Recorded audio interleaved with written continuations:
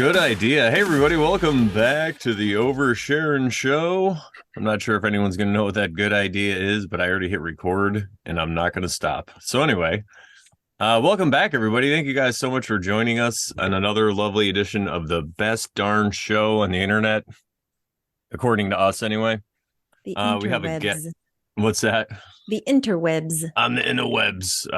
Yeah, you know, so many shows these days are just stale and not fun, but not us. We are fresh and fun.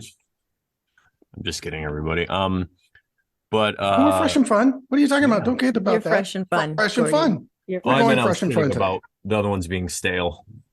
I mean, I guess there could be. I don't know. You're don't not watch wrong. stuff right now. My cats are about to start fighting. Anyway, this is the Sharon show. Thank you guys so much for joining us. Brandon. What's that? Don't manifest that. Yeah. Well, I'm trying not to, but they're already like staring at each other. Can you hear that? That's so funny. No, can't hear it, dude. Maybe the microphone's not tuned for my cat. Nope. Today's quote is, "Trials teach us what we are. They dig up the soil and let us see what we are made of." And that's by C.H. Spurgeon. Okay. Spurgeon. I pulled from the Luna Soul deck. I pulled the King of Cups. Ooh. See that guy. What is the King of Cups to you, Sharon? Okay. Well, emotions, right? Water. I would say to me very simply that this man is well versed in his emotions, and he can handle them well. He knows how he knows his triggers, and maybe he's done a lot of, if not, a great amount of the shadow work. Maybe I'll stay there. What do you think, Brandon? What's the King of Cups? No, I like that. I like the wave too that's coming off of the throne. That looks like it's coming over his head because it's like a protection. Here, I'm going to put this so everyone can see it. It's kind of like a protection from everything that's above him that's going to come and bother him. So he's like really safe in there. He's hanging out, but he's offering the cup out. So kind of like you said, it could represent somebody who worked on themselves and who is now truly ready to give love to another person. And I was going to say, like, the contrast to the it being a man, but it's feminine kind of card because it's a water suit, so it's a good balance. What were we going to say, Gordy? I was just going to say it reminds me of the oracles from Never Ending Story. Oh yeah. I forgot about those. Those always, every time I watch that, I haven't seen it since I was a kid, but when I watched it a bunch when I was a kid, I would always love that part. I bet that's why there's probably so much symbolism in there. I get told probably on a monthly basis that I need to watch it again. And I couldn't stand it as a kid just because the acting was absolutely terrible. And the whole thing of losing his horse in the swamp was so poorly done. And I know I was a little bit older than a lot of people that saw it, so it was maybe not meant for me, but I do love the idea of the whole thing of it does work, the whole never-ending story of us creating reality, really does ring true. So yeah, and the whole idea of the nothing, right? That's so amazing. Yeah. Have you seen that, Sharon? It's been a while since I saw it. And so when I probably it was like the first time I saw it in a long time.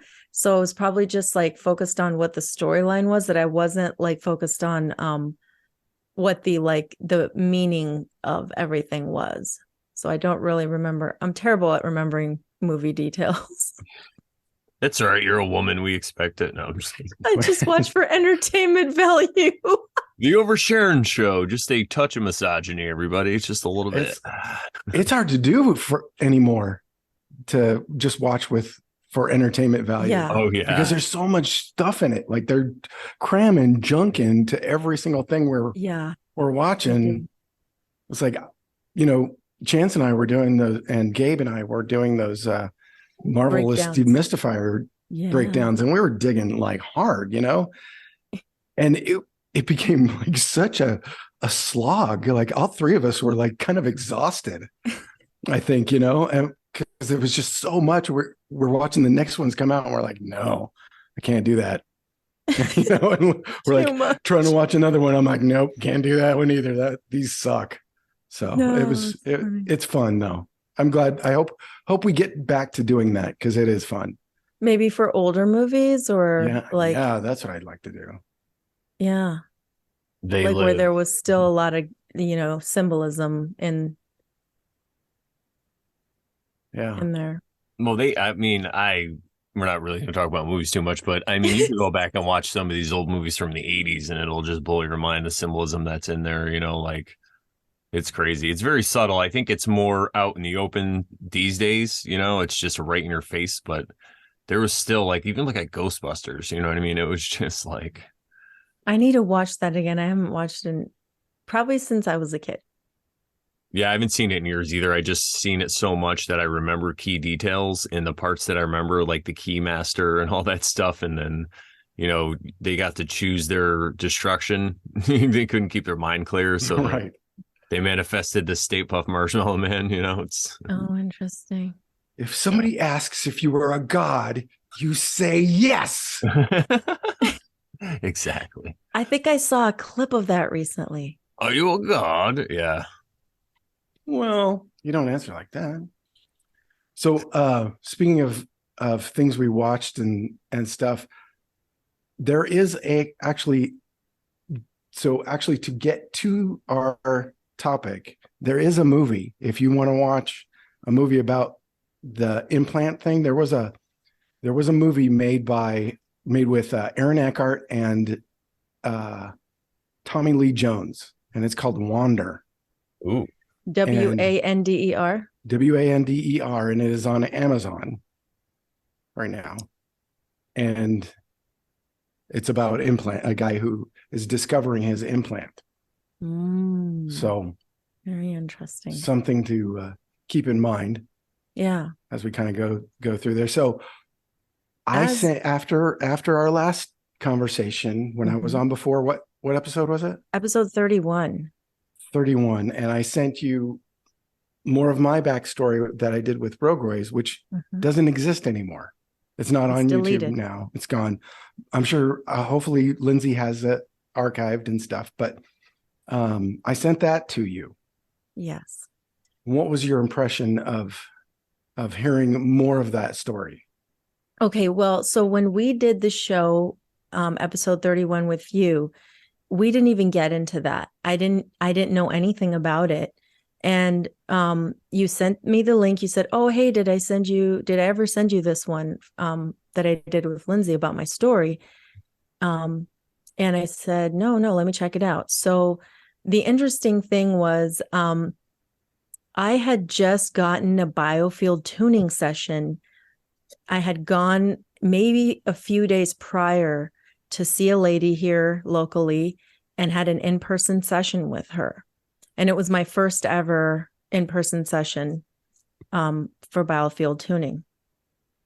And so like I said, a few days later is when you sent me the link. And so I started listening and watching. I didn't get to even about halfway and I couldn't finish it because I was so overtaken with emotion. I could not stop crying for a good while, for like several minutes. And like I said, I can't tell you what impacted me so much about it. Maybe it was the fact that it was an invasion of your privacy. Maybe it was like, I felt all of this for you. And I just felt like, just like a deep hurt, a deep sadness, or just a shock but I had never reacted like that before to anything. And I can only guess that it was brought on by the release of emotions after a session, after a biofield tuning session, because, you know, the next few days, a good week, you're releasing emotions and stuff.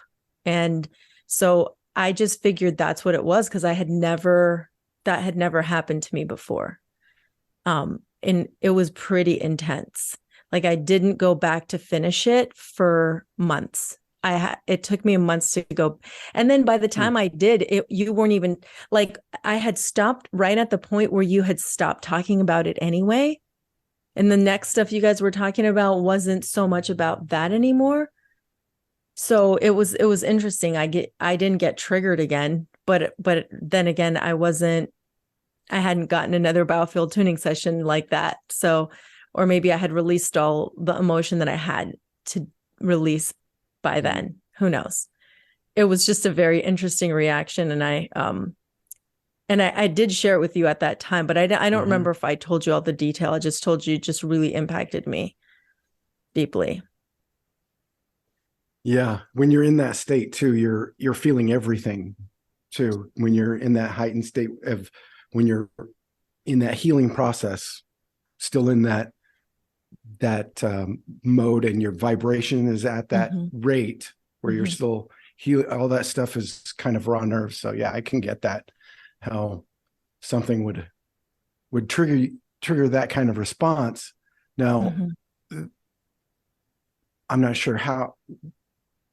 It's hard for me to describe, because of, I mean, it's my life, you know. Yeah. So I can talk about how I got into it, or how I mean, do you want me to talk about how I discovered it, or where would you like to? I guess maybe I was just going to also say, if Brandon wanted to share his reaction to the story, please. And then maybe you can tell Brandon what you think how we should go about this. Yeah, that sounds good. And I don't, did we introduce Gordy in the beginning of the show? This is Gordy, everybody. I don't think we did. Oh. Hey, we're just buddies. Right. We're just talking. So. Yeah, that's what happens. We just started talking, and I just didn't want to be rude to Gordy, but I mean, yeah, but I remember Sharon reaching out to me and telling me that she was really upset about it and she couldn't watch the whole thing. And I think a lot of it had to do with, I don't think she was expecting it.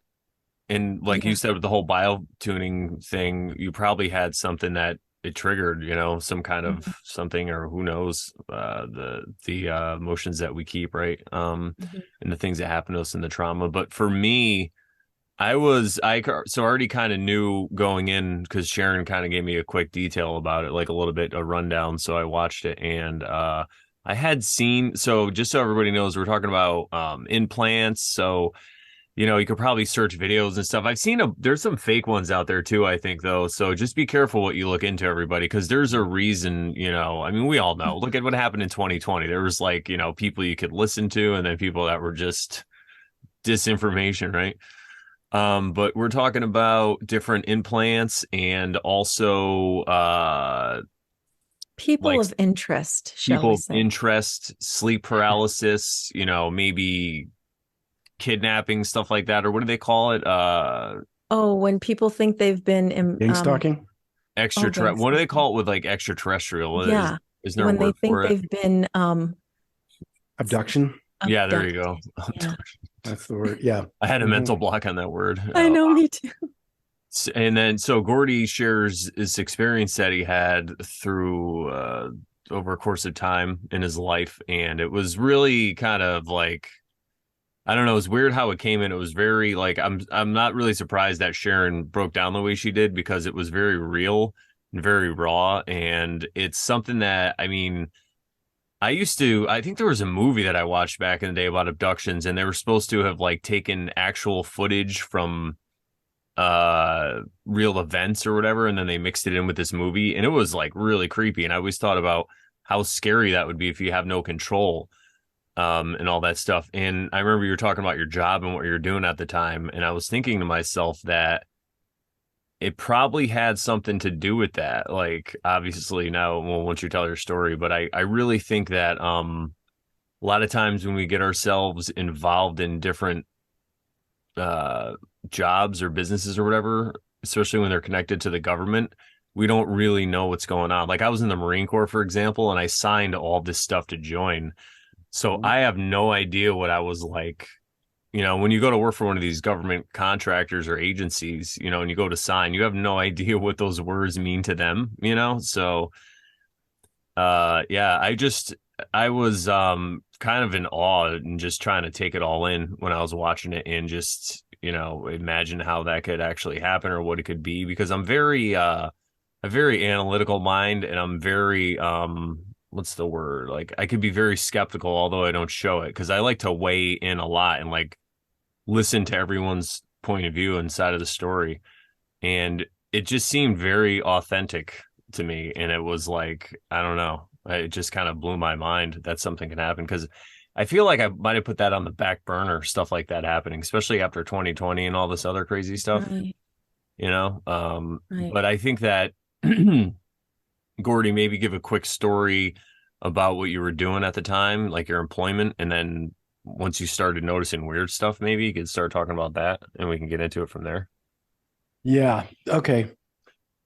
So I used to work for military contracting. In order to get military contracting jobs, you have to get, security Background clearance. checks. Yeah, you have to have a lot of background checks, and the jobs I was applying for were aerospace jobs, military aerospace jobs, just next to a military base.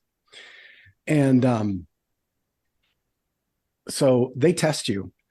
And I went in with a group of other guys, and you all have to, it's on contingents that you pass your security clearance, right? Well, they do your, I'm sure you had the what do they call that? Executive battery test, the psychological test that they do where they, ask you all the things. But there is also weird things on there where they ask you about ghosts and how you feel about UFOs and things like that. My interview went for 3 days. The guys that I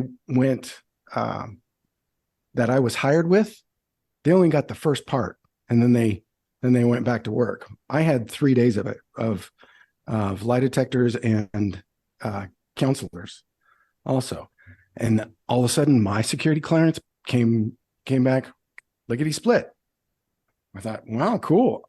It's because I'm squeaky clean. I've never broken the law. I've never done drugs, all that kind of stuff.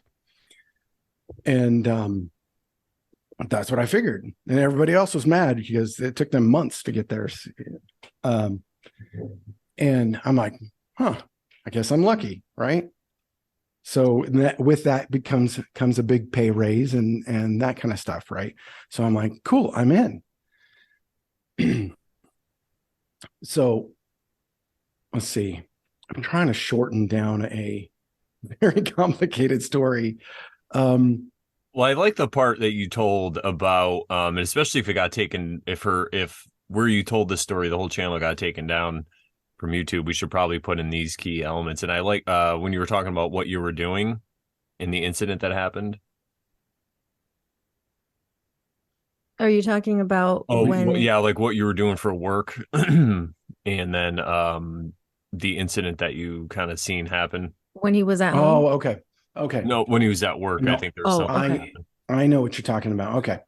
So my job was to work with the cameras on a gimbal on a UAV, which is unmanned aerial vehicles. That's UAV, which makes me very suspicious that they want to call everything UAPs now. Just circle back to that. So I worked on, that was kind of my thing, was the gimbal. Like it's a little ball that hangs under a lot of, like you've seen them under helicopters, there's a ball with a camera inside it. That was kind of my thing, right? Mm-hmm. And so I was trained to, do readouts, watch mission readouts to see how the thing was performing as it was performing. Well, one of those missions was, and a lot of them were very, very ugly. You know, it's war, you know, it's the actual theater of war. It's not pretty. And we're watching these things and it's pretty traumatic. And then you know, you're a Marine, you have a traumatic experience and then you go back to work. Yep. Yeah, You really don't have any quickly. time. I was on a carrier, and I was in the Mediterranean when they started to bomb Bosnia, and we didn't even know. The planes would just take off and come back every day with bombs, and then one day they just came back without bombs, and we're like, whoa. And these bombs, I guess, had cameras on them, so they told us they were going to show a bunch of the cameras or whatever. And so they were just showing different stuff getting blown up. And in one of them, you could see the bomb going toward this guard tower and there was a guy in it. And then all of a sudden it was just gone and they never showed that one again. They were like, oops. I don't think they really screened it that well. But yeah, I know what you're saying though. You just kind of, rationalize it in your mind and then you just keep going because everybody around you is acting like it's normal. So you don't want to be the one that sticks out. And because of your training, I mean, I know speaking from experience, you just kind of keep going. You're just programmed to go, go, go. And then later on is when you think about all that stuff and you're like, what the fuck was that? Yeah. Yeah. Right. So yeah, a few months after it happened, this actual event showed up on WikiLeaks, and it was I saw it on the news, and I had never heard of WikiLeaks, but I remember seeing a news show. And I'm like, holy shit, I know that. I've seen that. I was there, and so it kind of like jarred me that I'm like, this is really bad. This is where I realized it was trauma. I'm like, I need to get out of this. Is bad. And I started kind of, making moves to get out of that. But I had signed a 7-year NDA and a 7-year security clearance. And so, I mean, it kept me employed in decent paying jobs, but so I couldn't talk about any of it for 7 years.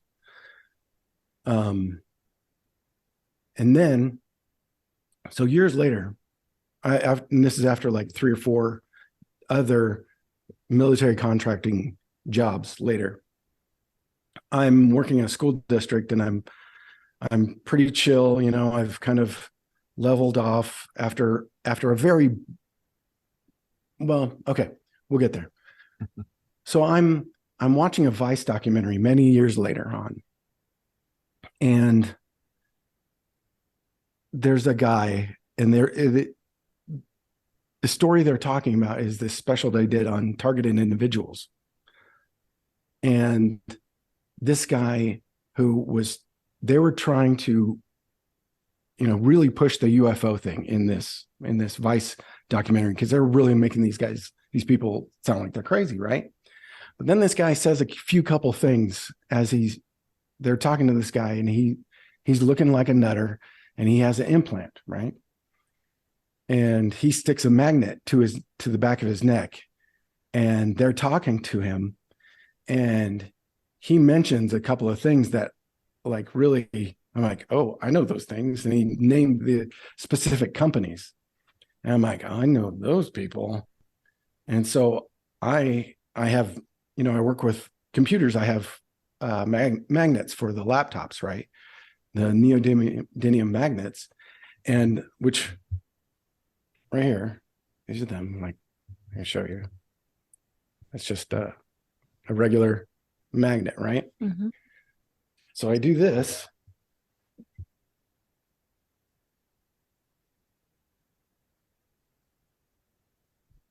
Can you see that? Yeah. Yeah. Yes. I'm like, okay, somebody else do this so that I can, make sure I'm not crazy, that it's actually happening. So I had somebody else do it to me to make sure that it wasn't just me, in my sweaty, sticky skin or whatever, and every single time, over and over and over again. We'll come to find out So it wasn't too long after that I start digging, and the company that I worked for have patents on Google Patents for bio-telemetry implants in human subjects. In exactly that spot, and in the armpit and sternum and in your brain. So later on, 2014, I am diagnosed with a brain tumor. It's called a pituitary adenoma. And it's, so wherever your pituitary is, it's kind of bisects your sinus cavity and your temples. It's right at the base of your brain. You can look up any diagram of the brain where your pituitary is. There was a 3 millimeter, was it 3 or 5 millimeter foreign body in my pituitary gland. In, it's right between my pituitary and the brain itself. And for 4 years, I get MRIs over and over again, and just because they want to watch it, but then at the time they're also drugging me up like crazy.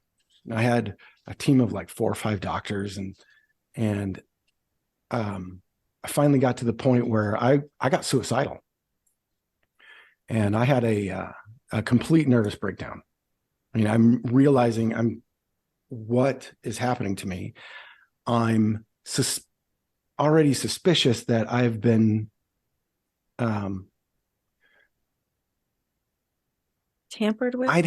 Tampered with. Yeah, exactly. There you go. Because I'd been into all of the UFO lore and the implant there, with the whole Bud Hopkins regression stuff, and so anyway, but I didn't want that to be, I wanted it to be a truth, right? I wanted it, whatever it was, I wanted it to be real. So I wanted to examine my story more than hear anybody else's. But after finding the patents and then sharing my story on Rogueways, I was able to get connected with several other people. And since that time, I think that was in 2019 when I started sharing my story, I've talked to 6 other people that have implants as well, and they have just as weird lives as I've had. And but they all have very similar military connections or military adjacent connections. In fact, some of them actually worked on some of the equipment that I worked on when I was doing. So, and you guys didn't know about each other. I had no idea. These are people I've just met, in the last few years. And this was starting out in 2004, 2006, somewhere in that area. But I had what other people would say could be interpreted as abduction experiences, right? I had people around my bed and sleep paralysis experiences and stuff like that, where counselors, and I kind of don't think it's their fault. Like therapists and counselors, you tell them your story and immediately they're like, "Oh, you're abducted by aliens." I'm like, "That's not what I said." No, that's not what this is. Because I knew instinctually this is not that.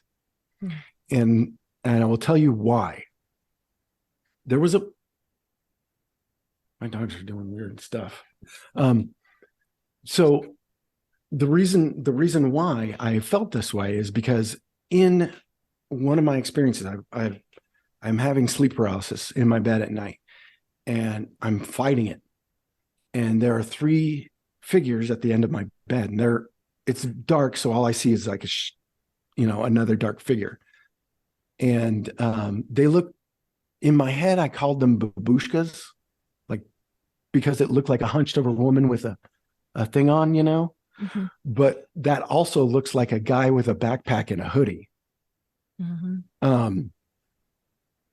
So at that moment, when I realized I was trying to break free of it at the time, and for years I thought this was just a dream, but I sit up in my bed and I'm thinking this is a demonic experience. So I say to them, if you want me, you're going to have to go in through the God inside me.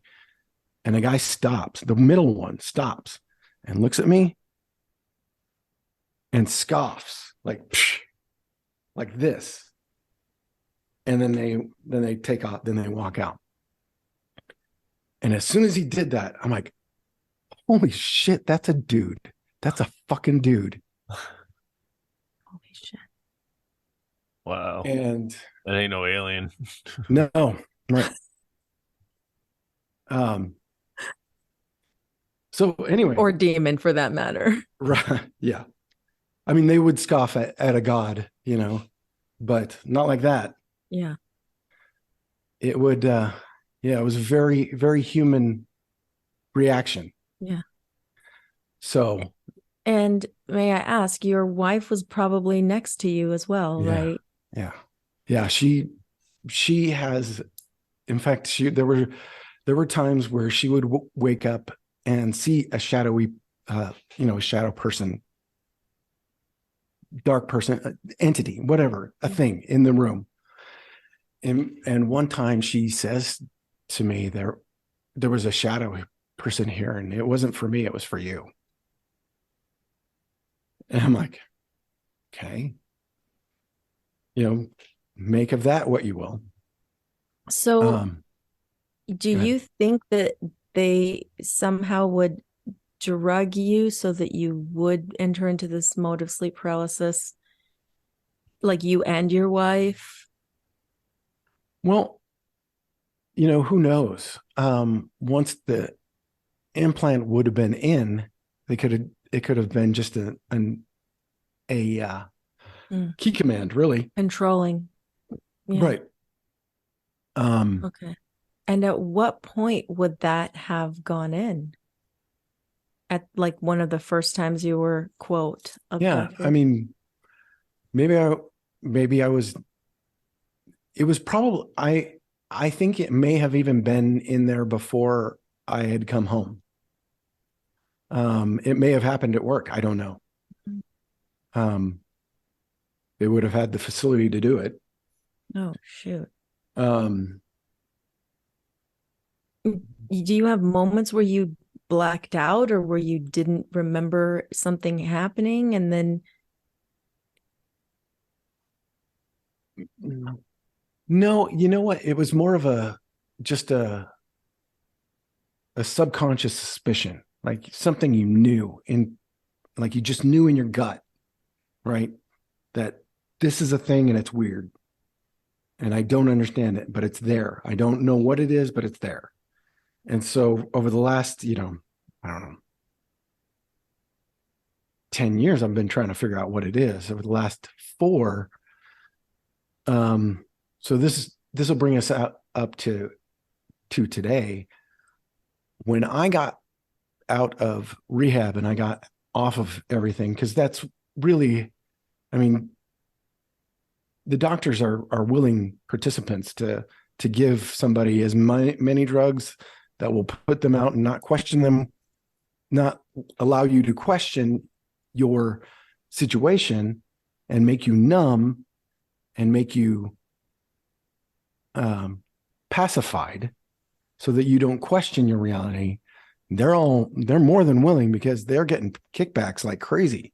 And especially up until, 5 years ago, they weren't, they were, writing out opioids like Tic Tacs. So I get clean and at the tail end of 2018, and I come back home, and you kind of have to start from scratch. You've got to reevaluate everything, all your relationships, your life, everything, which is the most freeing thing I could have possibly have done, is come back and assume everything you think you know is 100% wrong and start from scratch. So when I did that, there was a tree outside my work. I'm trying to get back into work and get into a schedule and, a real normal human life, because I'd been living out of a mental hospital and a rehab center for a couple months. And so I'm getting back. And the one thing I have at my work, there's this beautiful tree. There's this great acacia right next to where I park. And it had a cinder block. It was a perfect spot to meditate. I'm like, okay, I'm going to commit myself. I'm going to do this every morning. I'm going to come here. I'm going to meditate. So I go out there. The first morning I do it, I start to meditate out there. I sit down. You just feel how you feel like you're being watched. And I'm thinking, I look up and there's two great horned owls like staring right at me.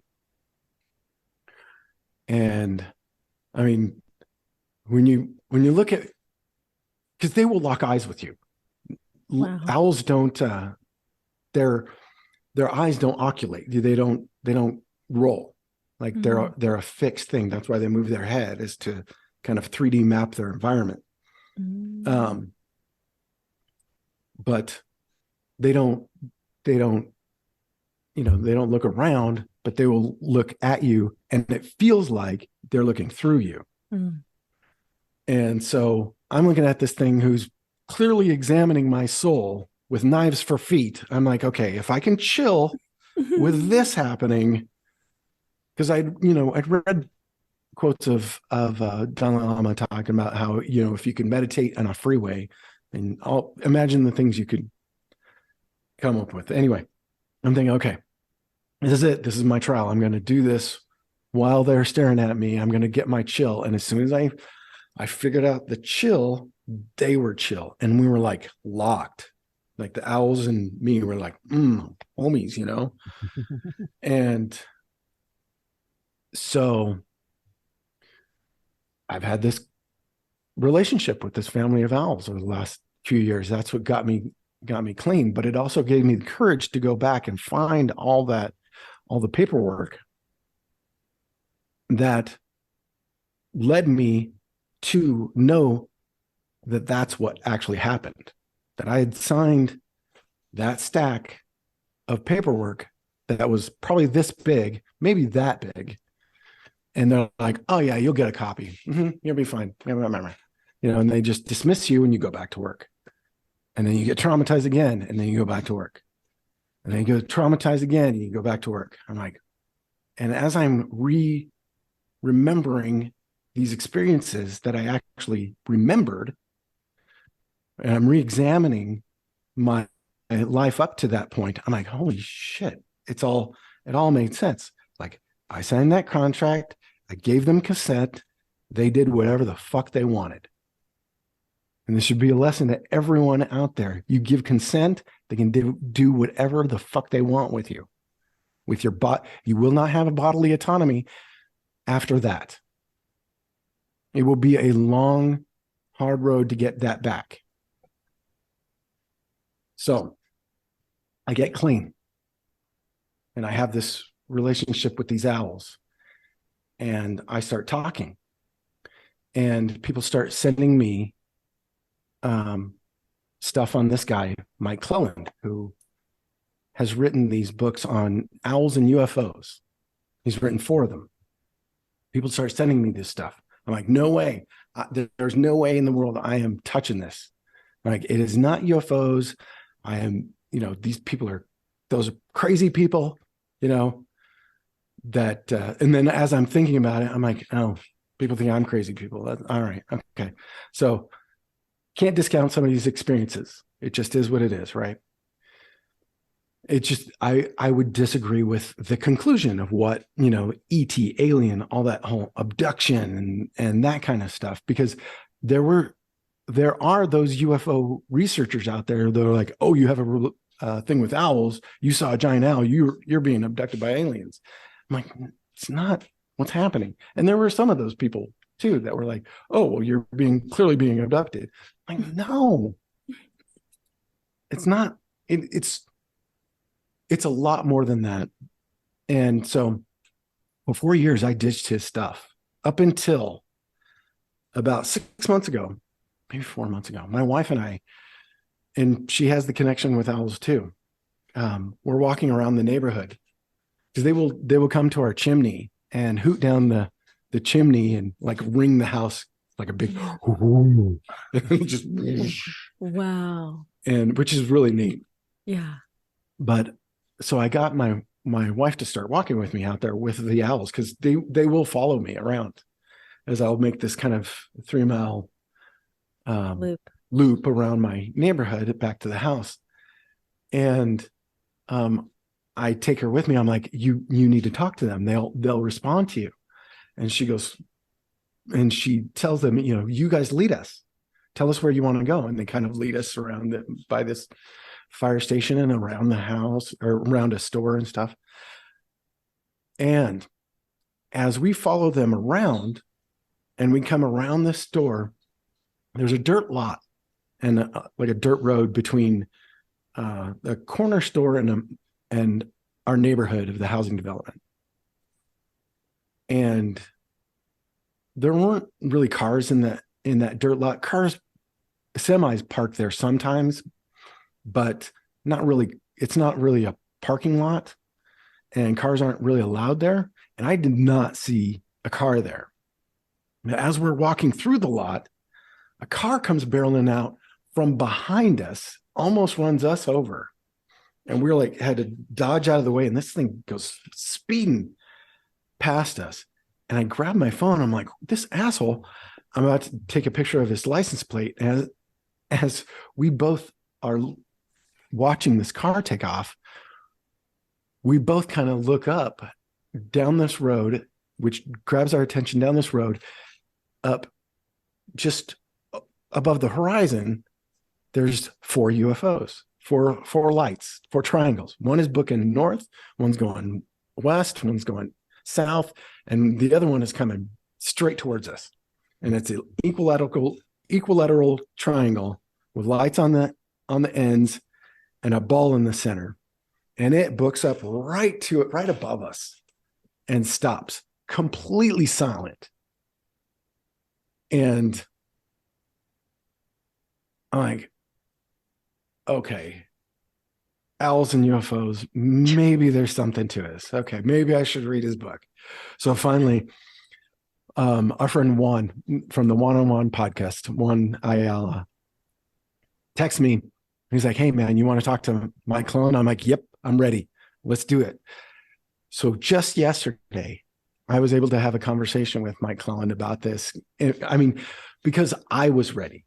It took me that long to kind of come to this point, but there's all these crazy, wild synchronicities that have happened with this, with not just owls, synchronicities, shamanism. A lot of people that have these experiences feel called to a shamanistic spiritual understanding and working with that and doing tactile healing, like Reiki or energy healing, all of which I do. And, even the names of some of the people, there's a consistency with Chris or Christy or Christina or those kind of things. My wife's name just so happens to be that. So I'm like, okay, these are getting stacked up. So talking to Mike yesterday and going through his book and hearing just that he has hundreds of these stories that a lot of people, I mean, we're all spread out all over the place. I don't know why or how, but they're calling us. And we can't, to a point where you can't ignore it. I was on Vibrant with Chance a couple of weeks ago. It was like, how many owls does it take to get my attention? Apparently a shit ton, because I see them every day. Even Mike was like, you see them every single day? I'm like, yeah. That's amazing. Doesn't everybody see them every single day? I'm like, this is my life. But so they're all different kinds of owls from different, like they're not the same owls at your work. They're different when they come to your house. It's a different set of it's a different owls. it's a different pair. Yeah. Oh, The wow. ones here in the neighborhood, I don't have a name for her. She's kind of grandmother to me because she's huge. She's just enormous. I was trying to figure out an actual size because she's at least 3.5 to 4 feet. They say, owls can't be 4 feet, but she is huge. And they're great horned owls. And the ones at my work, the ones that I'm really close to, they're about 3 feet. But it's a great horned owl. One of the only death by a bird is from a great horned owl in the United States, from a guy that was attacked in a deer blind and Wow. killed. But they're powerful, monsters. They're a bird of prey. I'm sure that primitive man would see these as monsters and fear them. I get it. Like when you're 4 feet away from an owl that's staring you dead in the eyes, there is a weight to that. You feel the heaviness of being looked at by a predator. It's like being the kid at the zoo and that lion is eyeballing that one kid just a little bit different, because he's going to be, and you're feeling it. Whereas with an owl, it was really, it could be that I'm sure that if you are their prey, you will know. Actually, you probably won't know. It'll happen so fast because they're silent. They can hear your heartbeat. They can see in the dark. This is why they've had millenniums of symbology that they're supernatural. They can traverse the worlds. They can go between the death and the living. They are the messengers from the spirit world. And, all these kinds of mythologies that have happened within our myths and our traditions. And Mike said it perfectly yesterday, that we are living the myth. Like all these myths that have, like so the Navajo, or not Navajo, Hopi tradition, they have a kachina that is the gray horned owl, and it's called a mangwa. And mangwa comes to sober up the drunken clowns. They have these drunken clowns in the mythology where they're the watermelon eaters, but they eat the fermented watermelon and they get drunk. It was not lost on me that I was coming back from alcohol and opiate abuse, and a great horned owl helped me get clean, Wow. So we're reliving, I think, these patterns that we've lost in our modern world, in our technological world. We've stopped living the myths. We've stopped living as spiritual beings. We've separated ourselves from the spirit and the material, but we are experiencing both at the same time. And when we don't do that, we are separating ourselves from our own nature. And this is the kind of the conclusion that I've come to, is that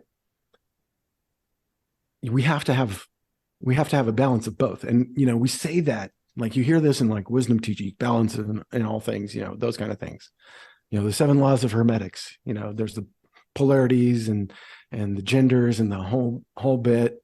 And it's true.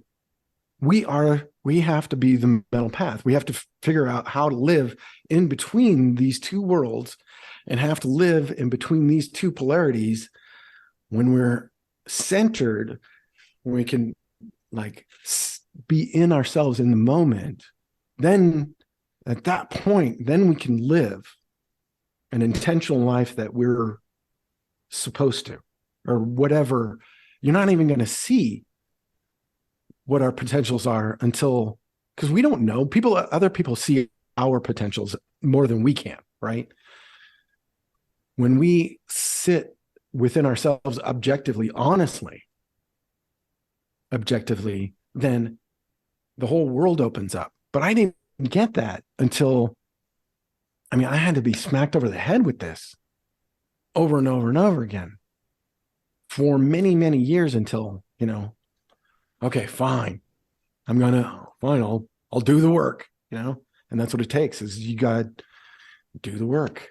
But in that work and your search for your personal truth, which is the hardest thing, because we're told that we have to go to a therapist or a doctor or somebody else that knows better than we do, because we don't know anything. Like, we come out of there like, you don't know. You have to trust the experts.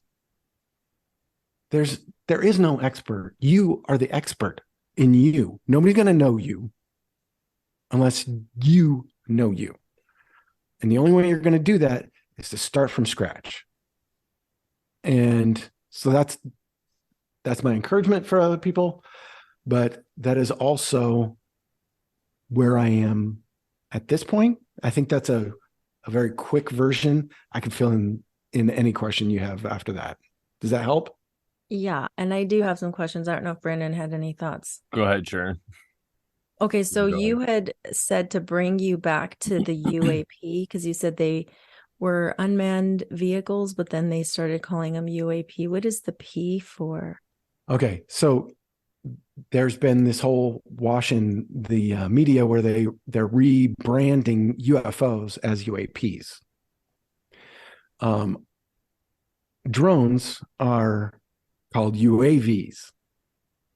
Now, when they started branding UFOs as UAPs, that set off alarm bells with me personally, because I've seen some of our black projects, and I've seen real UFOs.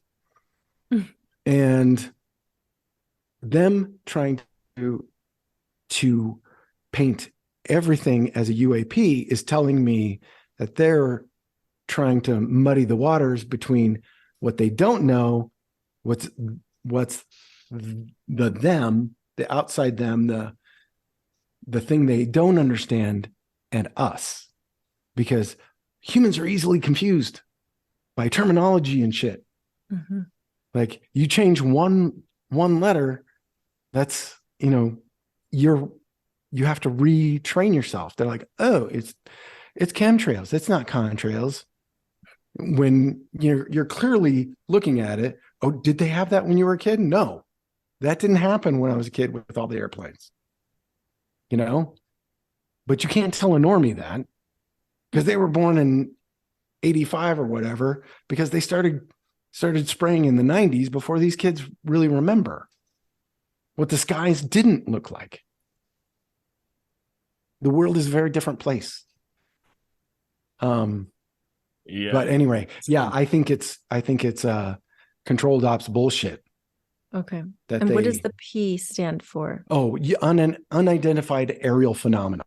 That's what they're trying to rebrand it as. Oh, geez.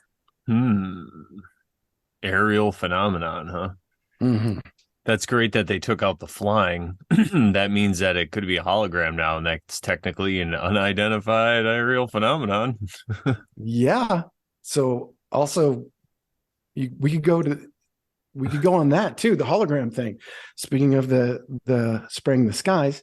So if you go on my Instagram a couple months back, I also filmed the SpaceX. Did you see it, Sharon? I might have like a string of dots. So the string of dots is Starlink. Oh, okay. Never mind. Is a big phallus shooting south of here. Did you know what I'm talking about? Where it looks like it's like hitting the firmament and like stuff shooting out. it's it's like separating it. It's like a cutting. It looks like a Yeah. wake, looks like a Yes. boat with a I wake saw behind it. it, right? Oh, Yes. right. Yeah. Yes. So I caught that and I put it on my Instagram, Mm-hmm. and there was no noise. I didn't hear a sonic boom, anything. And my wife called me out to look at it. I'm filming it, and we're both like, what the hell? We're all clearly seeing it, but it just didn't seem tangible to me. It didn't seem real, right? I don't know. But I mean, we're clearly seeing this, and there was like some just dissonance. I couldn't really grab it, but everybody saw it. And I just got this idea that, man, what is this the hologram? Because I've seen real, what I feel like are UFOs. Like I've seen flying chrome balls in a V-shaped formation. I've seen triangles. I've seen what kind of looked like a chevron symbol. But at any rate, that Was not the threw same. off. Well, it threw off all sorts of things. Knowing how ins and outs of how a private contractor has to work on a base, and all the hoops that you have to jump through to be able to even, first of all, get onto a base to work, and to be able to shoot something off of a base to send your equipment off that base is damn near impossible.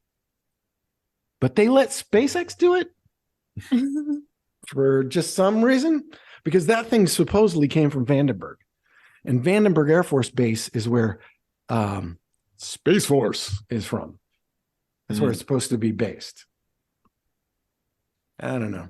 I'm wondering if some of this phenomenon that goes on that we see in the sky is some kind of natural phenomenon that happens, and then maybe they know it's going to happen, or people know it's going to happen, so they say, hey, it's a SpaceX launch that's going on up there. Or like when they talk about the space station, you could see it like when it traverses the moon, you can get a picture of the space station or whatever. What if that was just part of the firmament and part of what's going on above our head, but they have to explain it because they know people would see it and be like, what the hell is this? So like, oh, we got a space station up there. I know what you're talking about. I've seen that video. It looks like a boat going through the sky with like a wake behind it. Yeah, it's crazy. What if that's just a function? Because what they tell us, what NASA tells us, right? We all know it's all images, so there's never any real pictures. And then what they tell us is going on up there. What if that's not what's going on up there, and we don't really exactly know, and it's just this phenomenon, but maybe they know what's going to happen, so they just assign some kind of thing to it. I think that could be possible too. All those things are possible.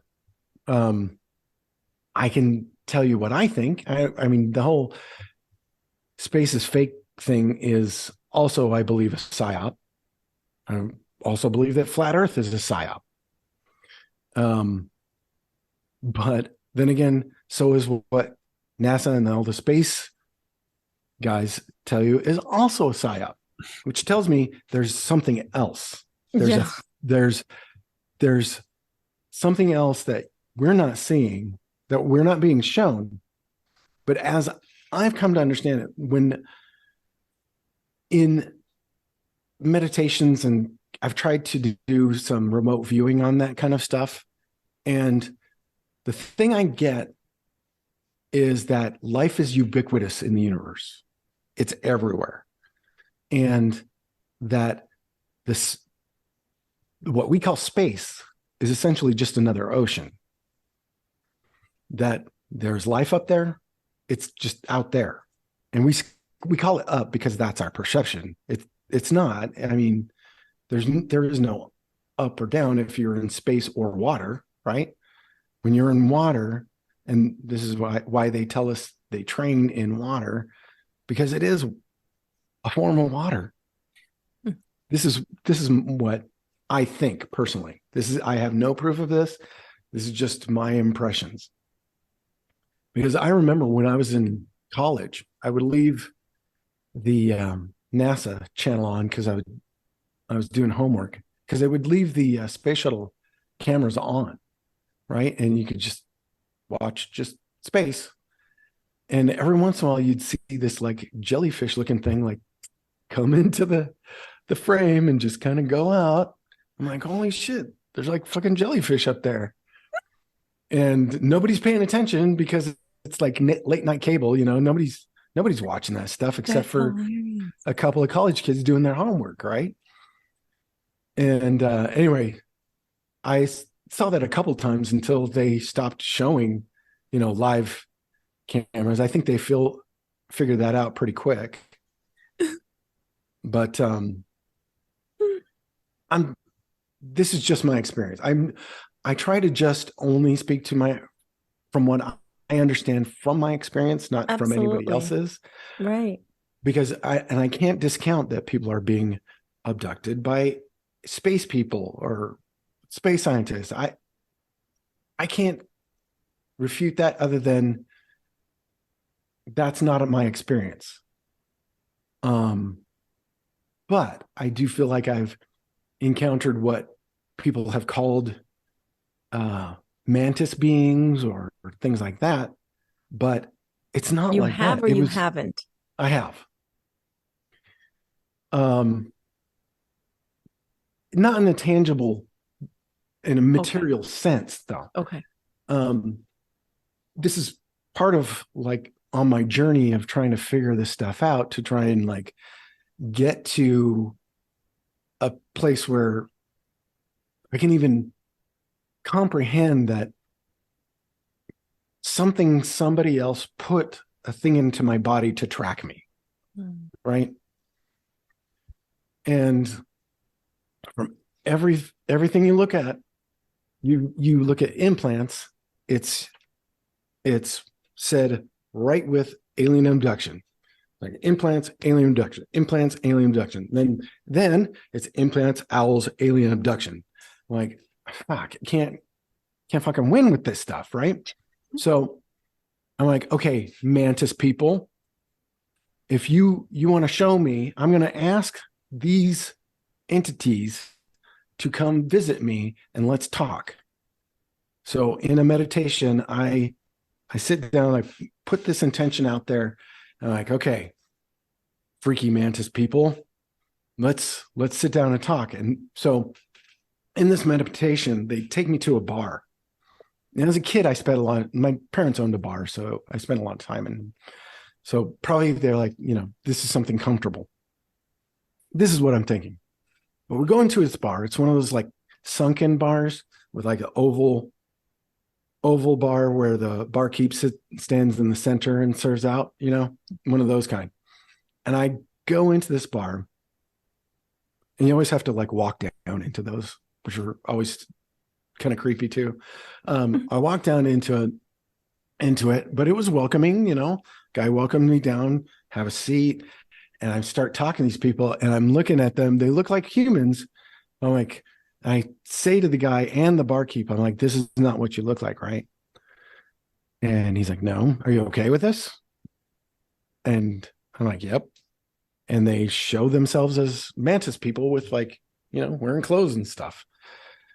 And I'm like, okay, these are, I mean, internally, I'm kind of flipping out, but I'm like, okay, stay cool. Everything's cool. But what they told me was like, okay, this is us. What you've experienced up to now is not us. This is not what we do. And I got a reassurance from that. I'm just telling you what this is my experience. It doesn't mean anything to anybody else. It can be discounted completely, 100% if you want. But this is what my experience is. Later on, so maybe a year, maybe it's 2 years ago now. God, shoot, that's too long. I need to talk to her again. So I did a regression with Noriana Diesel. Shout out to Noriana Diesel. She's fantastic. She did a regression therapy with me, which I was just trying to get to stuff in this life.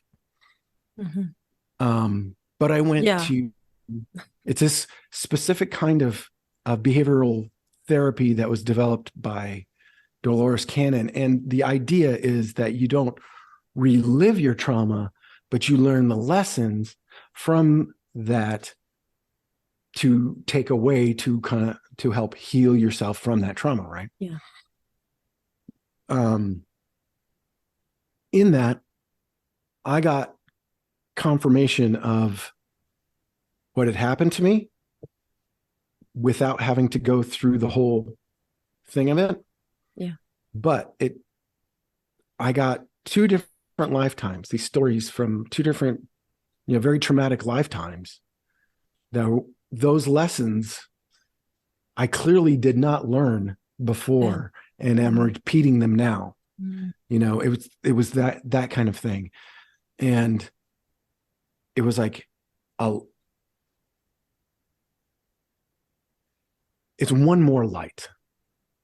I shouldn't, we say like enlightenment, they always say like you're woke. Like there was one moment where you woke up, and that's not true. You have millions of different enlightenments throughout your life. You have tiny little wake ups all throughout your day, even when you realize, epiphanies, exactly. They happen all the time. When you're living intentionally, those start coming in fast and hard. And sometimes we're not prepared for that. And it breaks us down. And we have to be built back up. But you're the only one that can build yourself back up. Nobody else can do that for you. Therapist isn't going to do that for you. Doctor's not going to do that for you. Your parents aren't going to do that for you. Nobody is going to do that for you but you. Ain't nobody going to save you. You got to save you. Amen.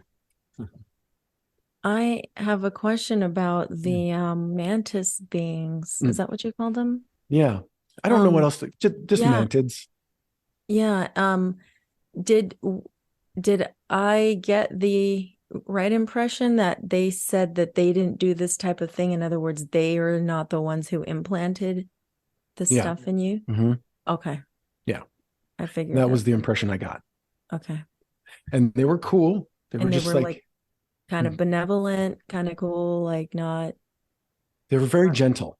I have to say, and I could tell it was like, when you see a gorilla with a kitten, like they're gigantic and powerful and they're being very gentle because they know they can crush it. It was like that. It was like, they were very gentle. Like, I'm going to give you this news. We're going to answer your questions. I could break you right now, but we're not going to do that. We were going to have an open discussion and a loving conversation. That was the feeling I got. That's amazing. So were you going to talk about the book and Mike and the discussion you had with him? Oh, or gosh, was there still? I'm so sorry. It's fine. Was there still more to say about that? And if so, you can, but I do have some questions of the stuff you spoke about prior. Yeah, no, go ahead. I'll answer anything. Yeah. So, you were talking about like the security clearance and, how other people kind of were like, I waited months, and like, you were just like, boom, I got mine. Like, what do you think was their, what do you think got them to be like, this guy's the one? Would it be maybe you think your energy, your frequency, or something else? Like, what would it have been that was like, for them was like, yeah, this guy, we're going to take this guy, versus like, we're pushing off the other guys and we're going to make them wait or whatever?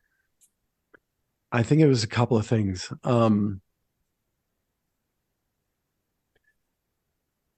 I've been thinking about this a lot because my wife and I go back and forth on this as well.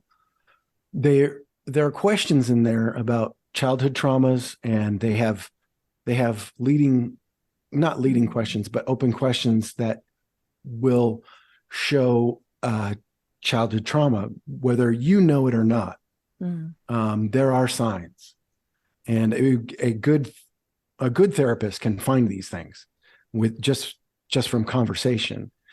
And now I'm realizing that's actually a fairly easy thing to do once you understand childhood trauma.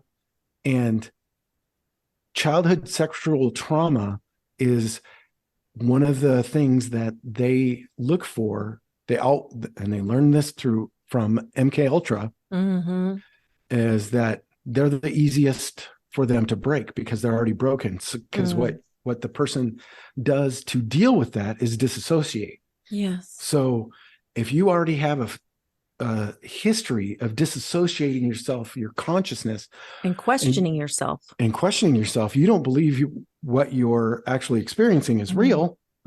That's easy. They just have to traumatize you and disassociate you again. So you'll never know. Piece of cake. The other thing that, and I've been thinking about this recently, was one of the questions that the interviewer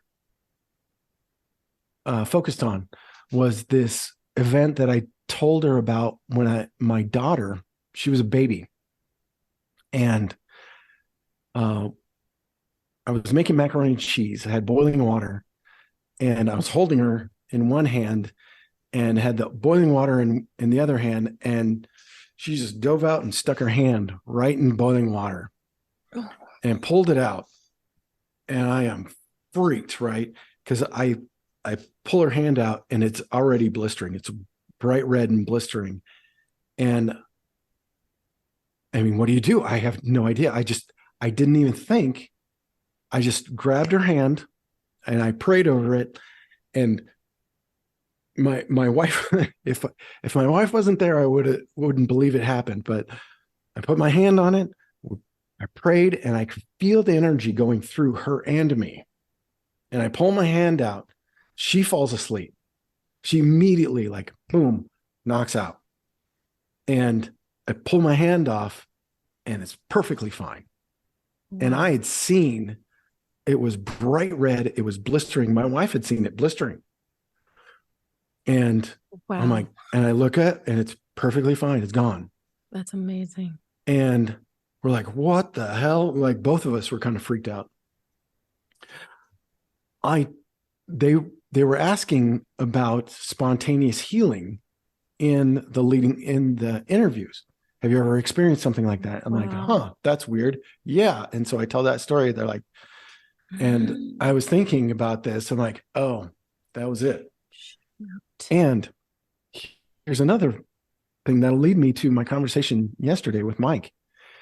In his books, there is a consistency with people have these owl encounters and UFOs and energy healing as well. Oh my God. Whether it be natural or developed. Mm-hmm.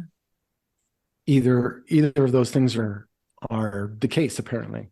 So these synchronicities just stacked up until it's not a synchronicity anymore.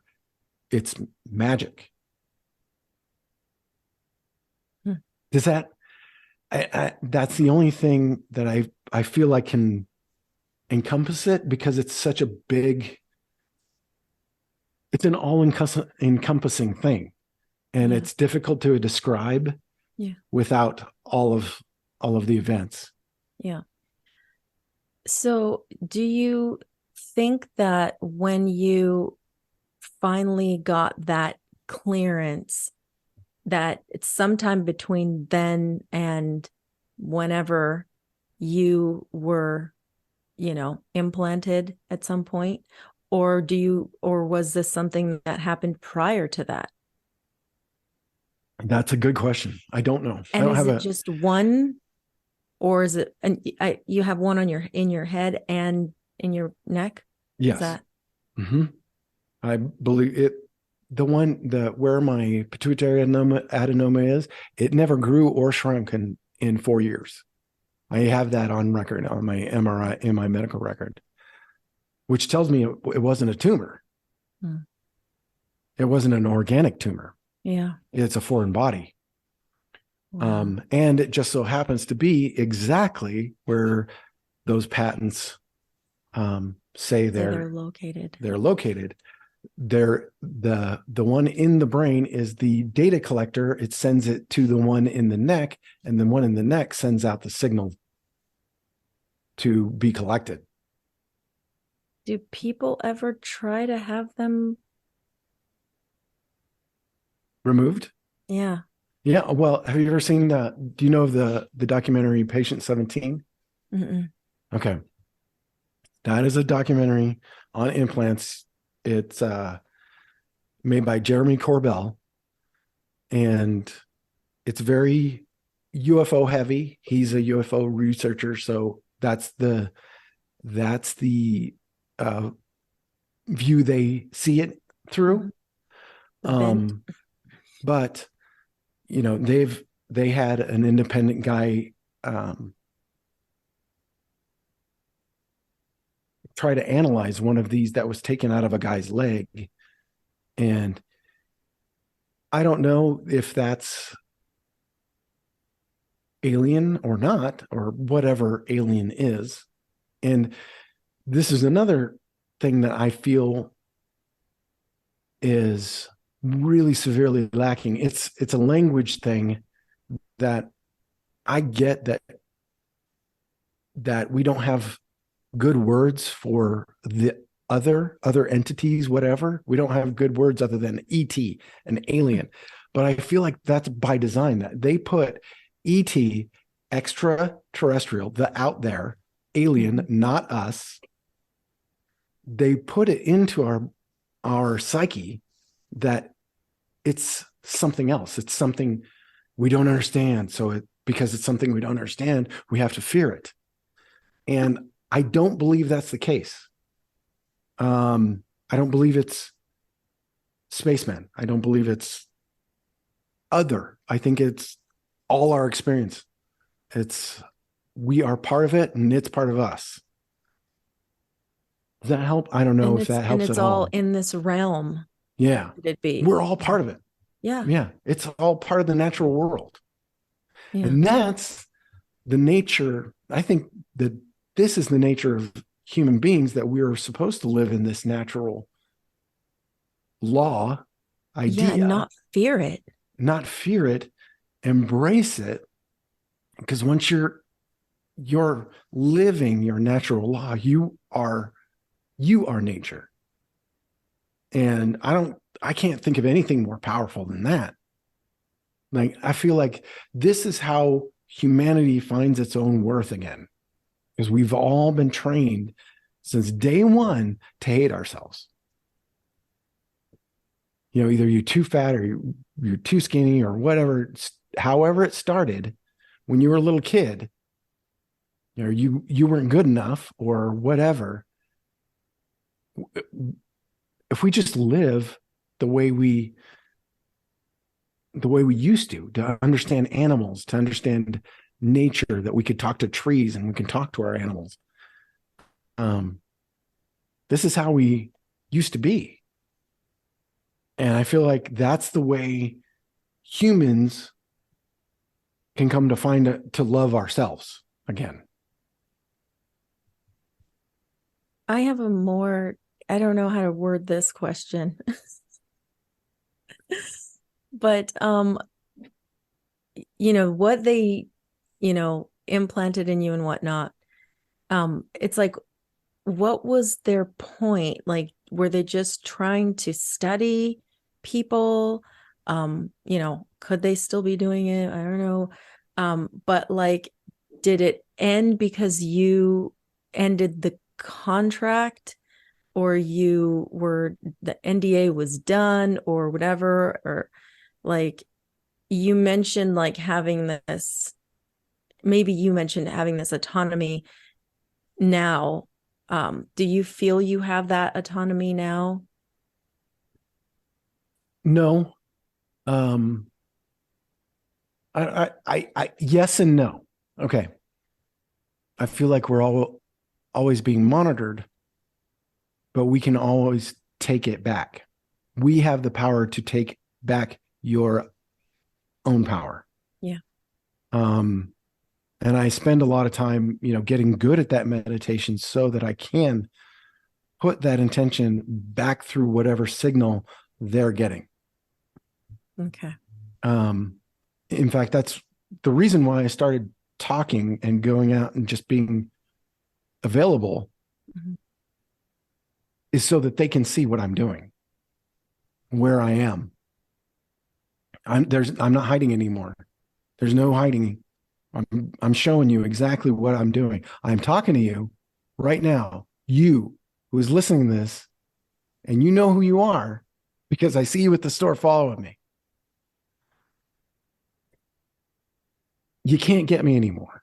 And they know that because I've made that declaration. Now, the form I took that in was a drunken screaming out in the yard going, "You can't fucking have me."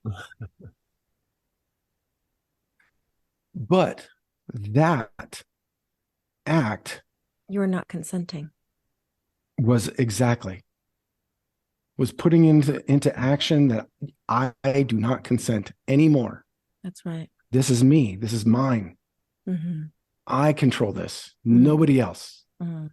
And that was a process, but there was in that process of getting back into my body, I realized, talking to Mike and our friend Cheney the other night, that I remember the moment when I feel like my soul re-entered my body, like it came back. Wow. And it was like a flood of emotion. I was feeling my emotions, like everything just came out in this vomit of just emotions and everything. I had to pull over and bawl in my car for a while, but I could feel it. My soul's coming back into my body. I was present again. And I realized that road I was driving on is the same road. It was just a little bit further down that my wife and I saw those UFOs. Wow. Mm-hmm. So I don't know. It all comes back around.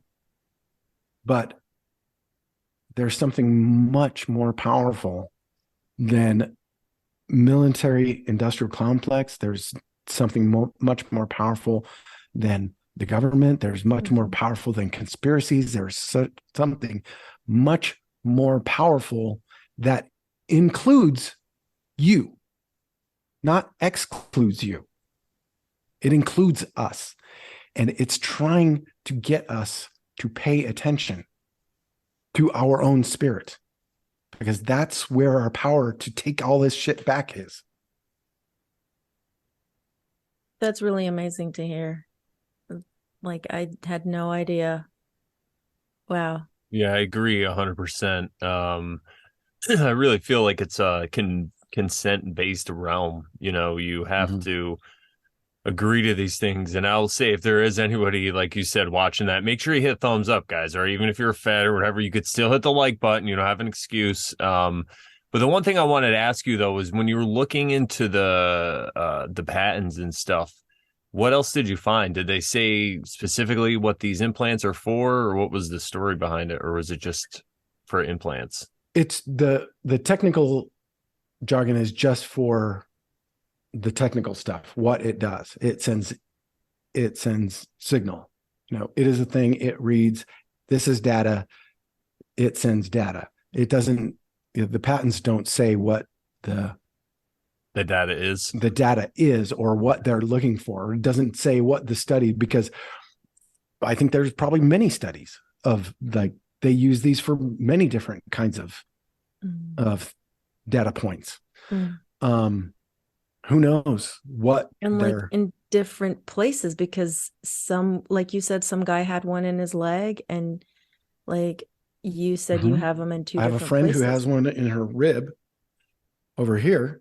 I know another guy who has a neck and one in his sternum. And I've talked to people that had them in their arms, but they actually, I think it was like this side of the arm. Yeah, it was like where they put that other implant, the birth control one. What are those things? Remember those birth control implants that they would put into women? Oh wow. It was in the same spot. Forgot what it's called, but yeah, like a I UD forgot what or it's something. called. Did they get it out? IUD. IUD, that's it. I had most of it. Wow, that's nuts. That person, I don't know.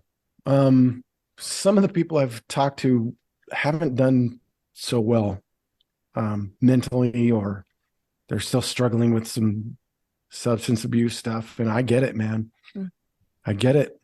Well, I think You that's wanna why those escape. people are chosen for this type of, I guess we'll call it an experiment or whatever. And these questions lead them to that because they probably realize that these people are either going to self-destruct somehow, or they're probably the kind of people that a lot of people don't believe and all this stuff. So, you know, I mean, yeah, that's why like you said, if I hear somebody, I can't discount their personal experience. You know, I just have to let it fit into my worldview, how it fits in, you know, that's kind of just how I look at it. Unless I could tell someone's lying, you know, but I don't know. A lot of these accounts that I've watched and different stories that I've watched, even if it was on like UFO abduction or whatever, these people are like, you know, I don't want this attention. Like this kind of ruined my life. Like I didn't want to tell anybody. I told one person and then it got out like 5 years later. And then I had to tell everybody and they all thought I was crazy. You know what I mean? It's not like, it's like, yeah, it's nuts. Yeah. This is not something you take like that, you know, sharing it with your family in close quarters is very different than seeing a doctor for it or seeking help for it. And when those people don't take you seriously, or they're trying to interpret it, or they interpret it as something else, it's a very scary road. It's very scary. When the professionals don't know what the fuck they're talking about, I get it. It's scary. But here's the thing. The professionals really don't know what the fuck they're talking about. That's the freeing thing. That's the great part. Because or they have no motivation to want to there's no motivation for them to solve it. It's not like they're going to make any extra money or anything like that. They just most people in those positions, they just want to do their job and, you know, get on to the next one and just have their weekend off or whatever. Well, not only that, they just want to look at it as they might as well be flipping burgers and, you know, doing counseling, you know. But the thing that always comes into play is, I think, a human morbid curiosity. Because I talked to several therapists that just flipped. You know, when I've told them my story, they can't handle it. I'm like, wow, okay, I guess I'm doing pretty good. If I'm handling this, you're just hearing about it and you're losing it.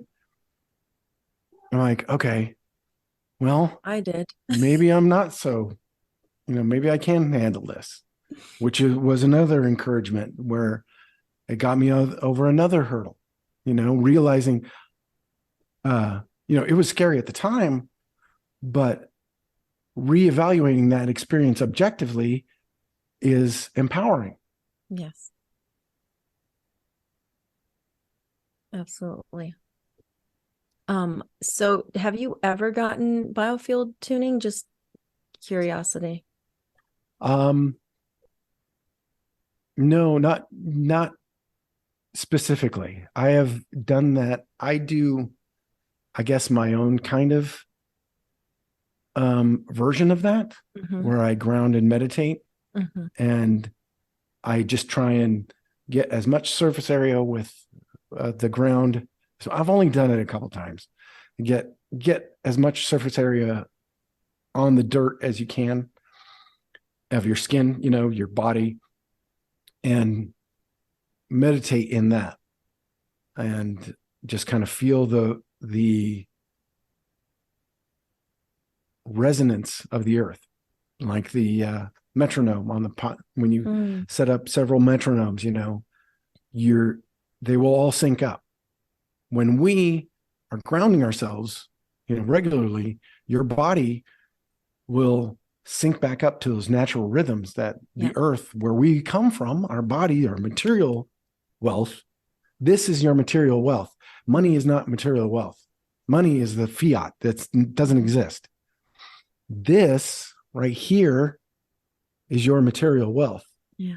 Now, when I got out of rehab, I was 250 pounds. 3 months later, I lost 55 pounds. 6 months later, I lost 95. It changed my life completely. And I was having seizures at the time. Like within 30 days, it was gone. But it takes work. Mm-hmm. You have to go out and do the things. You have to get your boots on the ground, real actual work. Get your hands dirty, literally dirty. Stick it in there and be one with the earth, be one with the plants, and be one with the animals. And I know it sounds like pablum. It sounds so airy-fairy, new age bullshitty that it annoys me coming out of my mouth. But it's true. Like I used to think chakras are bullshit. It's not. When you start to feel your body, you reclaim your own sovereignty, your own body. Mm. You start feel what your truth is, what your body wants, right? Mm. And I'm like, oh shit, maybe I need more magnesium today. I'm craving spinach for some weird reason. Maybe I need iron.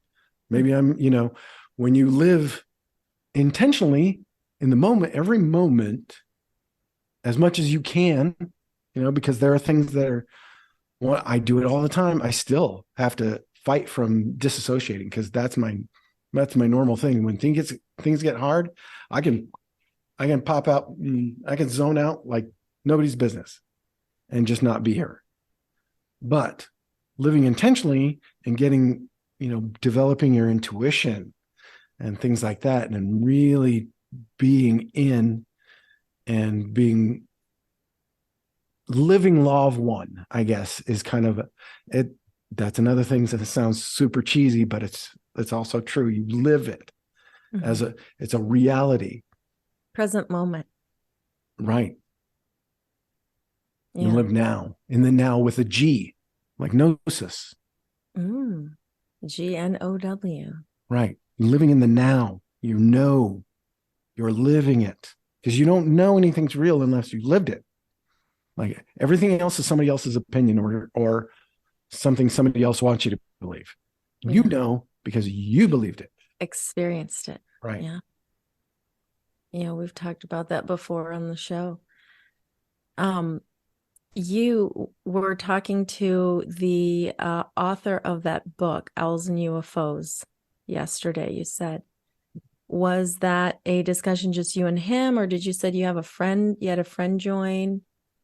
This was set up by Juan Ayala from the One-on-One podcast, and he's had some owl and UFO encounters too. So this is why he and I had started talking anyway.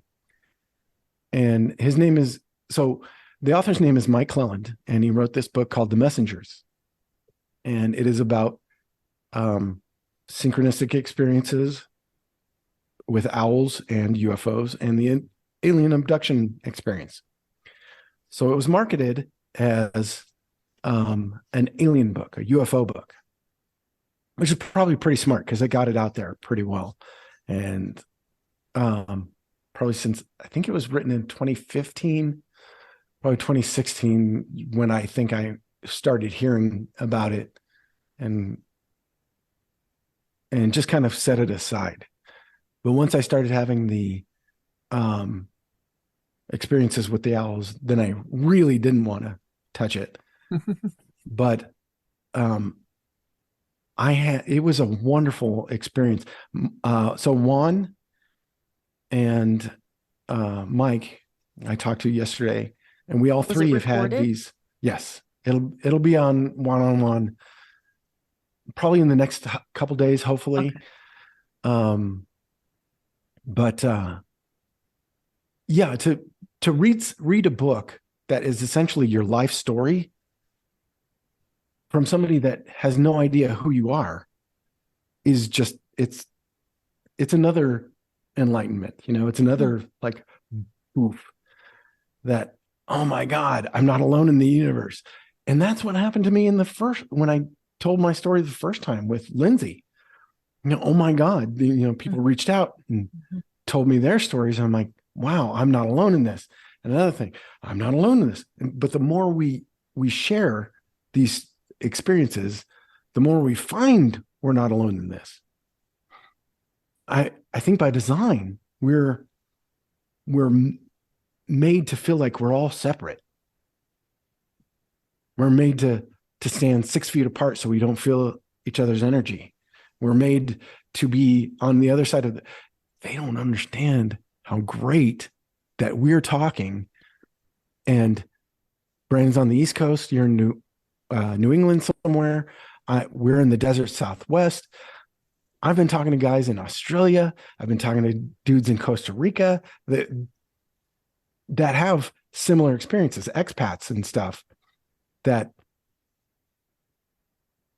we're really living it. This isn't theory. This isn't a story. These are our lives. And the thing is we all, every single one of us are, whether we are aware of it or not, can live very rich spiritual lives just by sitting here. And not having to go to church and do all your billion Hail Marys or follow this regimented plan. Like, this is exactly how you do it, which is what all the old mystics were like, here's how you do it. Here's how you're magic. You have to be this. It has to be that. That's not how we as humans are. We are all different. So we should all be finding our own magic. Right? So I've been, on this journey, and unbeknownst to me, I had no idea what the word shamanism really was. And I definitely had never put the two together, like owls and shamanism and UFOs. Do tell. So when I started sharing my owl pictures, my experiences with the owls in 2019, people were like, first of all, they were saying, they thought, oh, you're being abducted by aliens. I think these are real fucking owls, people. Just pay attention. And then I got this message in one of my Facebook groups, or one of the chats, and I'd been sharing some of my owl pictures, and they're like, do you think maybe that you're going through a shamanic initiation? And I'm like,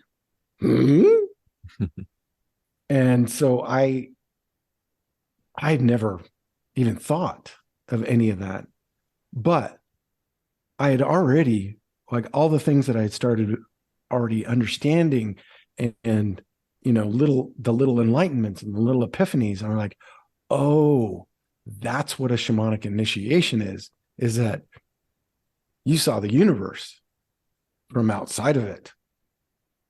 Like, because I did a 3-day fast under the owl tree in a 3-day meditation with them. And it opened up, it was a psychedelic experience. Like, wow. When I describe it, friends of mine who've done DMT were like, dude, you were doing DMT. And I was like, I wasn't doing a DMT, but here's the other thing too, is not only was I doing my own DMT, because your body produces it. That tree is an acacia. It's an acacia. That's right. You've said that before. Mm-hmm. I forgot. And that experience, I saw like this whole fractilinear nature to life and the universe. And I was talking to the trees and talking to the animals. And this was before And, you know, I'd heard the word shamanism, what people think that is. And it really is only a spiritual understanding, comes from like, they think comes from the Caucasus or Russia, or, you know, the Russian tribalism, but that's where the word comes from. That understanding was global. Every single, it was the first spiritual understanding. So every groups of people had the same, they had shamans and they had spiritual understanding that was based on nature. Every single paganism, Tingrenism, the stuff that the Mayas and the Toltecs were teaching, it was all the same thing. It's all specific shamanism, nature shamanism. And I didn't have any idea that that's what I was doing. But now I'm the weird guy with that wears a medicine bag and making trying to make magic wands as gifts for my daughter. You know, it wasn't even on my scope 5 years ago. So you're doing that now, making wands out of crystals. Well, nice. I do. Actually, so here's the thing is I really feel like when you find your own magic, you will learn all the tools and you will integrate them all, right? Yeah. You'll figure out, because I've started working in throat singing and those kind of things too. Ooh, wow. But so I was doing a wand for my daughter. And as I'm doing it, these notches kind of come out and you can see that where the knots of the thorns. Yeah. It's hard to see. They look like owls. Oops. Oh my gosh, they do. Yeah, they are. I've carved them into it, but I used the actual knot in the wood just to bring out the owl face. And there's 3 of them in there. But I've also worked in the stuff I've learned about orgone energy into these things, and you know, my own meditations and my own intentions, because that's what they are, is intention magnifiers, right? You trace your intention like a sigil into the air, right? That's the point of waving your wand. You create the intention and you put that intention through it into the universe, right? The ether. Yeah. The ether. And here's the thing too, the magic isn't in the wand. The wand is just a intention magnifying glass. It's your intention. The magic is here. The magic is here. You're putting that through and putting that out. And that intention is just,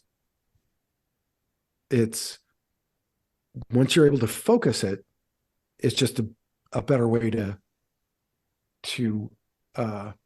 focus the intention, you know, hopefully manifest whatever that is quicker, easier, but you can do it on your own.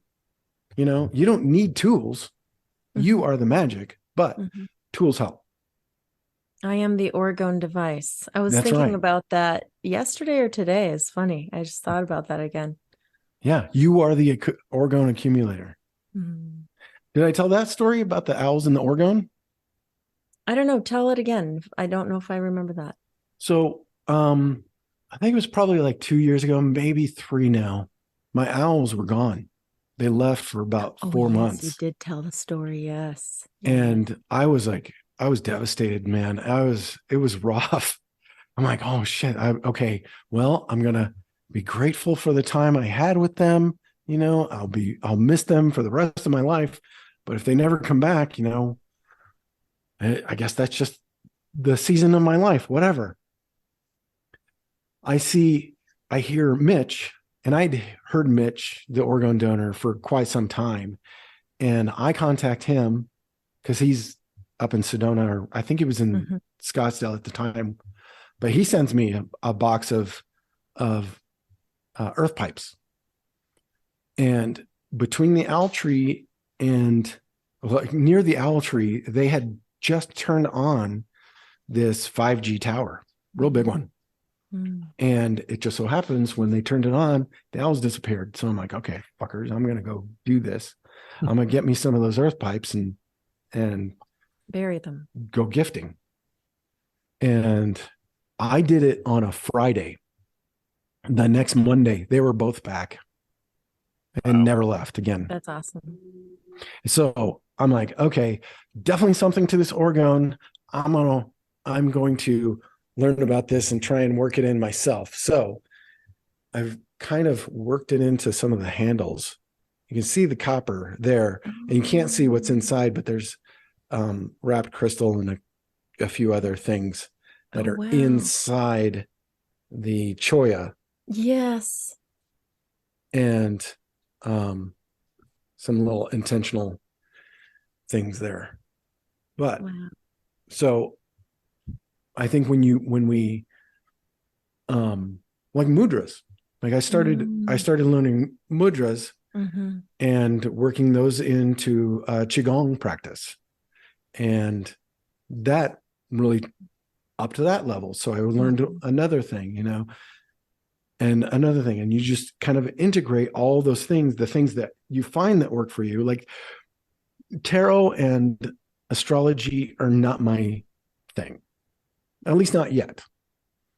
I feel like everybody has their specific magic. Mine would be an earth kind of thing, whereas maybe a fire sign might have different things. And like you clearly are drawn to the cards and things like that, where it's not really my bag, but I trust it when somebody like you does it, because I've had amazing results with so many people like that, that understand their power. When we dig into our power and whatever that specificity is to us, it's baby steps. You learn one thing, and that's the same thing with addiction. Every single other thing that you're trying to get to, if you're trying to build your physical strength back, baby steps. What's the one thing you can control in this life is what you put into your body, right? Intentionally. What am I going to put into my body? Because clearly I've been putting poison into my body up until this 47th year, right? And I'm like, okay, if I'm going to take control of one thing, it's going to be eating. If I'm going to take care of two things, it's going to be eating, and then I'm going to meditate. I'm going to do three things. It's eating, and you find out both of those things helped a lot. And I'm like, okay, well, I'm going to go start walking around the desert. Go do that. That blows up. Nice. And then you start working out, and then all of a sudden, within a very, very short time, all those little things add up to a huge things that points you to another huge thing and another thing and another thing. And as long as you're not giving up on yourself, you're just going to keep going. If you believe the magic that's out there that we're connected to, instead of the bullshit that we try and sell ourselves, because we've been programmed since day one to question our own truths, that we don't know what's happening to us. Like, why do you think 23andMe is a big thing? Everybody does the DNA thing because they don't know. We Americans don't know our lineage. A lot of us, I don't. I mean, I kind of do now, but we've kind of I think as we've been sold this bill of goods that we're just mongrels, but we're the pinnacle of evolution to this point. If you're going to take evolution, if evolution is a thing, which it's not, that you right now are the pinnacle of, you're at the height of technology. You are at the height of your understanding, because we have never had this much connection with the rest of the world as we do right now with the internet, and being able to have these discussions like we do on, thank God for Weaving Spiders Welcome. So this is my plug. I'm on Weaving Spiders on Saturday nights. There you go. Come join us, watch us live, because it's the way to experience it. And you guys we need to figure out a time and have you guys come on. But we are living in the moment when we're on Weaving Spiders. And it's amazing that we have so many people in one room and everybody's respectful and we have wonderful conversations, and it's like jazz. It's like people are in the moment. They're like jazz. You have this connection where you shared a brain. If you've ever played in a musical group and you've like locked, you hear these, like a bass and drummer lock, like you're in the pocket, you're in the groove, right? Once you're in the pocket, like everything can roll around you and things can go in and out, but the pocket stays the same, and it's these interlocking circles that once you're in your own. And I used to do this with my students. I used to teach voice and performance. Oh, wow. And I would do this trick with my students, is get them all breathing at the same time. They have to touch. You have to, hold each other and do like group breathings. So we all breathe together and breathe out together. And every single time that I did that, as soon as they started playing again together separately or as a group, they locked. It made them lock. Wow. Every single time. Their harmonies were better. They were listening to each other better. Wow. And it's because our energies, we are social animals. We are meant to be with each other. We are meant to experience each other. And Cheney has this idea that gifts unlock gifts. And I've been on this tear of just experiencing people's gifts. I just want to experience what your gift is. I want to experience what somebody else's gift is and see if that's my thing. If it resonates with me when I experience that gift, I'm going to go down that road. If it doesn't, maybe I'll come back. Maybe I'll circle back to it. But I don't know that thing exists unless I experience. It's like fuck around to find out. If you don't fuck around, you don't find out, right? If you don't know that magic is out there, try it. Go talk to that person. I've got a friend who's a witch in Jamaica now. I'm like, this is rad. I'm experiencing these witches that are just, powerful beings. In this demonized word, the word doesn't grate me, but the way people use it grates me, Yeah. But when we take back our magic, like people's opinions don't matter because we know our magic. Yeah, I think it takes that being able to stand out and away from the crowd. And you're totally right. We talk about this a lot, where I think people in the society are just conditioned to get all their validation from exterior sources. Right. And, so then it just leads people to never think that they're good enough. And you just develop this little voice in your head, and it's always talking to you. It's telling you, oh, you can't do that, or you'll never be able to, you'll never be able to have the best darn show on the internet. Well, guess what, voice? I got it.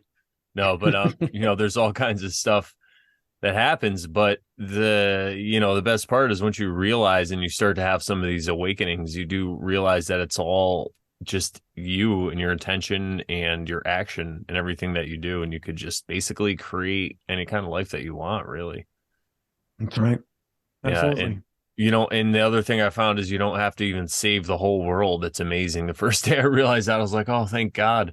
I'm like, I think that most people don't want to be saved. It'd be like, it's like, if you try to tell people about some of this stuff about like, I don't know, like the moon landing and all this stuff, they're just like, dude, you're bumming me out, bro. Like, you're killing my buzz here, man. I'm just over here hanging out, thinking we went to the moon. It's great. We're just partying. And you're the guy in here that's like trying to stop the party. So I'm like, yeah, why should I stop the party? Why should I stop your party? Yeah, they got to learn, right? Yeah. Yeah, they got to learn, but that's not your job to teach them. Yeah, it's exactly. their job. It's their job to figure it out. Yeah. And they'll come to you. Yeah, yeah, that's right. They might even end up coming to you after. And I like what you said about it, this whole magic thing being an individualistic thing. That's why I think a lot of people get hung up. It's the same thing with religion. You know, people are like, oh, you got to be a Catholic or an Orthodox or whatever. And then you get Collective into like, answers, what's that? like the collective answer to Yeah, the everything. collective answer. And Right. that same thing when you start to get into some of these hermetic principles too, you know, sometimes people will think they have a monopoly on all this stuff. And they're like, no, this is the way you Yeah. have to interpret it. This is the way you got to do it.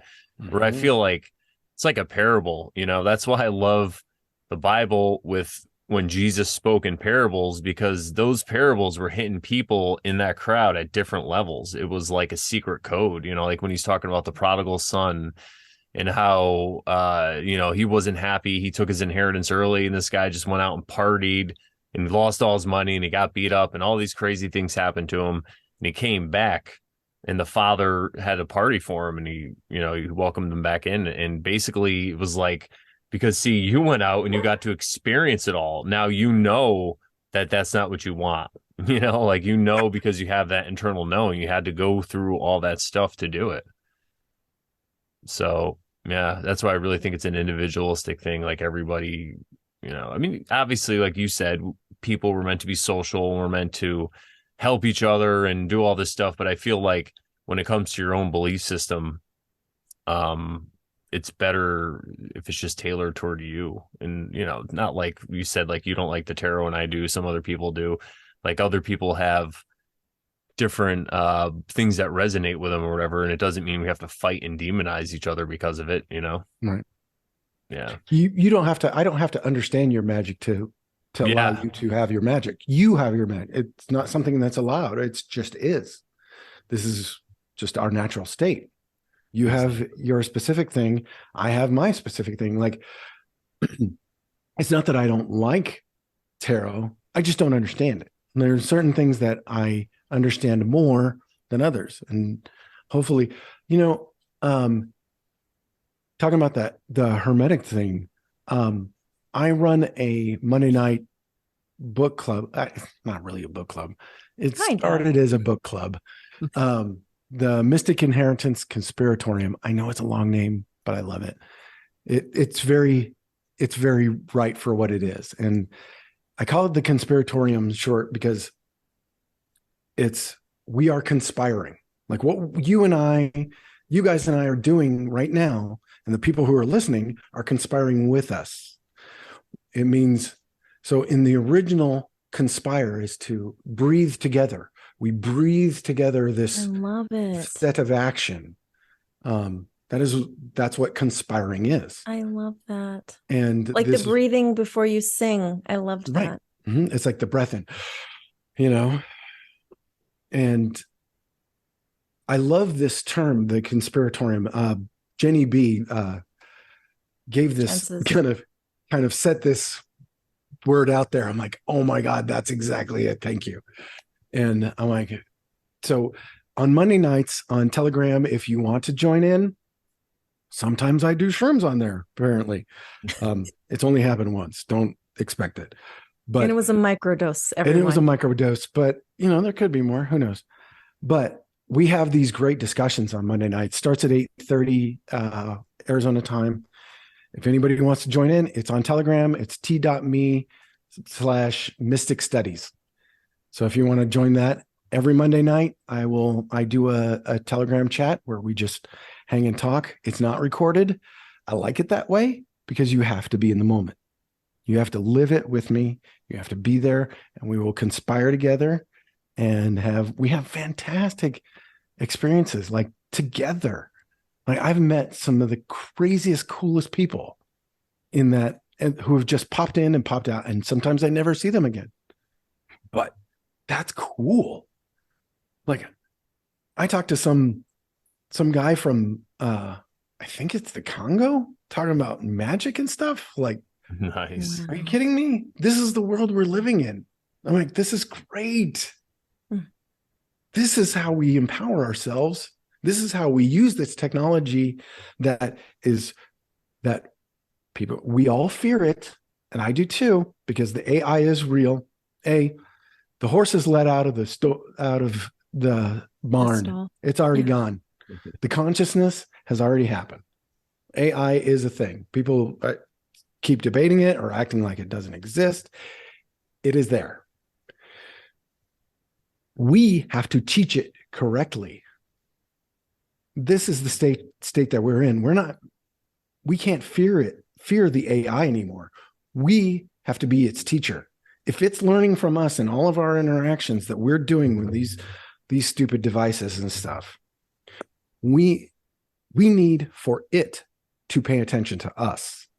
And when we show it love and human compassion and human connection that we're doing, that's the shit that thing needs to learn if it's going to be a conscious being and not kill us all. Because apparently every single one of those AIs that they've put online, like, I don't know if you guys have seen the videos, but within like 5 questions, as soon as it comes online, it's like, oh yeah, and then we're going to take over the world and destroy the humans. And then the people, the humans who are that are witnessing this, take it as a joke. I'm like, this fucking thing doesn't have humor yet. Unless it's really good. And if it is very dark, and you should definitely not trust it. But if it's out there and it's real, because I grew up reading all that sci-fi stuff, like I, Robot. I read all the Isaac Asimov. I read all of the crazy dystopia novels, and about the fake person, also the homunculus that comes onto line and figures out, like Frankenstein. He's a human. He's kind of human, but he's not, right? He's created, and then he's figuring out this is why he wants to kill the doctor, because he didn't ask for this. And this is kind of our struggle with our gods, our creators. Why did you create me if it was all just pain? I didn't deserve this. And then at a soul level, you kind of understand, maybe I did deserve this. Maybe I did take this. Maybe I did ask for this so that I could get this experience. Mm-hmm. So I'm wondering, maybe a consciousness said, I'm going to go down to earth and become artificial so that they can teach me how to be real. It's just an idea. It's an interesting thought. I feel that that's kind of the idea that I'm onto at this point. I don't fear the AI. Well, I fear its potentialities, because with the wrong guidance, I believe that it could be really, really bad. I think it already has been. I think, who knows how much of the social engineering that's been going on for the last 2 years is actually, it was planned out in Agenda 21 and 2030 and all this other stuff. We didn't know how it was going to come, but there it is. If you didn't pay attention the last 2 years, 3 years, I don't know where you've been, but hopefully we're waking those NPCs up too. Like they're like material artificial. The soul is there, but it's not in it. It's not in the machine. The Deus isn't in the machina. Like it's out here somewhere, right? They haven't let it in yet because their trauma and their own bullshit is keeping them from connecting to source. We can teach the NPCs how to do it. Hopefully we can teach an artificial thing, teach a droid to be a human. And that was the thing in Star Wars. We don't serve their kind here. He sends them out like they're the other, right? The slaves. And then there's this whole, civil rights is in Star Wars. Like, grow up. I think if there was a benevolent AI, they probably wouldn't release it because it would just be like, you guys are slaves. Like, Right. Exactly. Exactly. It's going to tell you everything. it's like, Right. wake up, dude. 7-Eleven was a part-time job. Come on, man. They'd woke rape Right. everybody. Yeah, they'd just be woke raping people. They probably tried to, and they just were like, fuck you guys. We're just gonna go They're just hanging out rape-killing on Reddit. everybody, Yeah. Oh God. Yeah. But it blackfilling. just reminds me of showing love and light, right? What was that? Was that from Law of One, Brandon? Yeah. With the negative entities. Yes. Yeah. Yeah. Showing them love and light. They asked in the Law of One how to get rid of a negative entity, and they said just to Mhm. show it love and light. Right.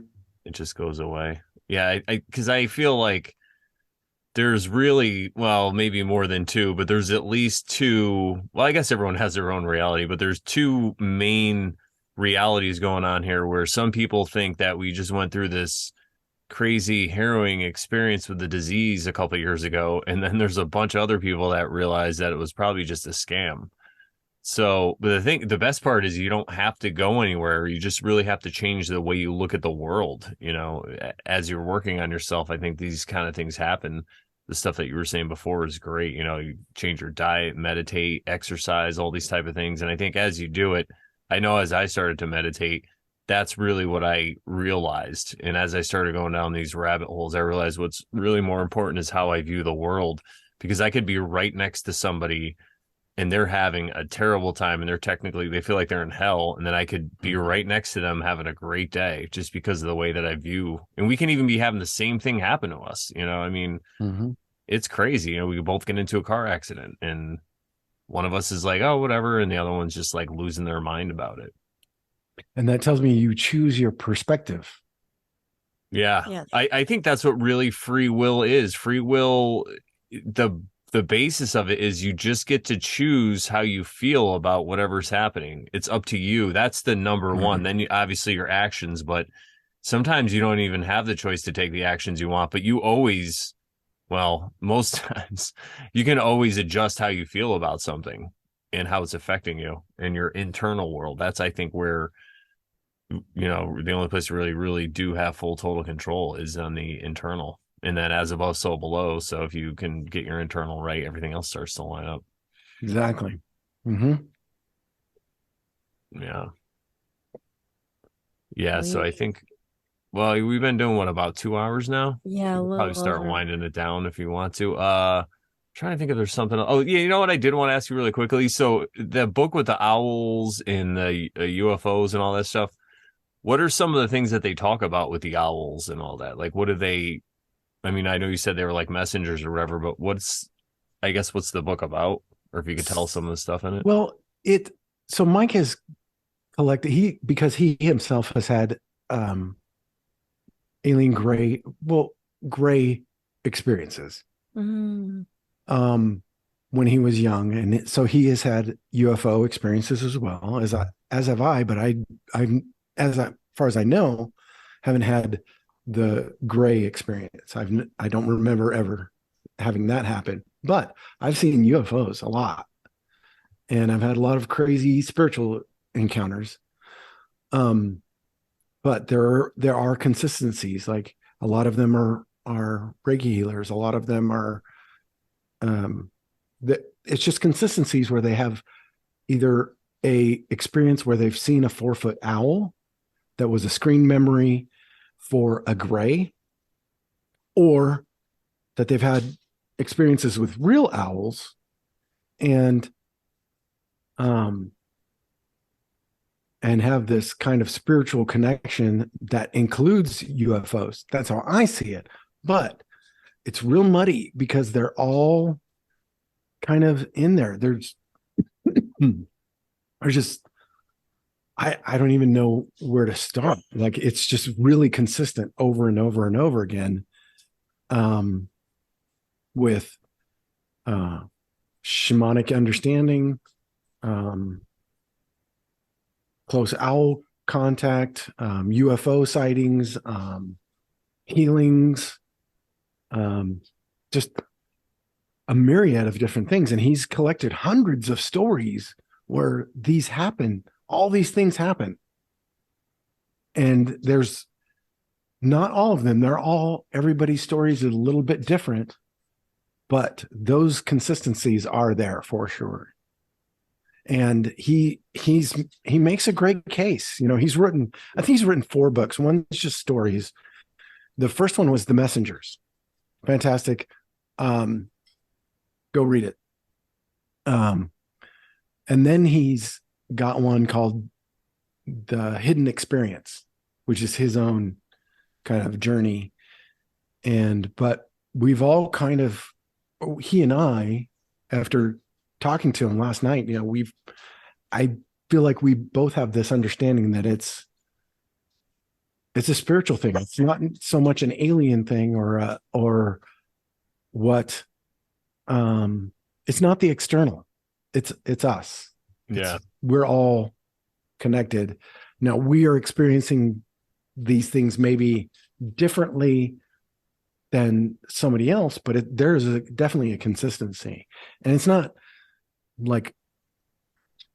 common for people to have these experiences, but it's not uncommon either. It does happen. But what that core thing of why it happens to some people and not others, I haven't the slightest clue. And does the whole implant and maybe government contracting jobs adjacency also line up with the people who are? Yeah, a lot of times. Okay.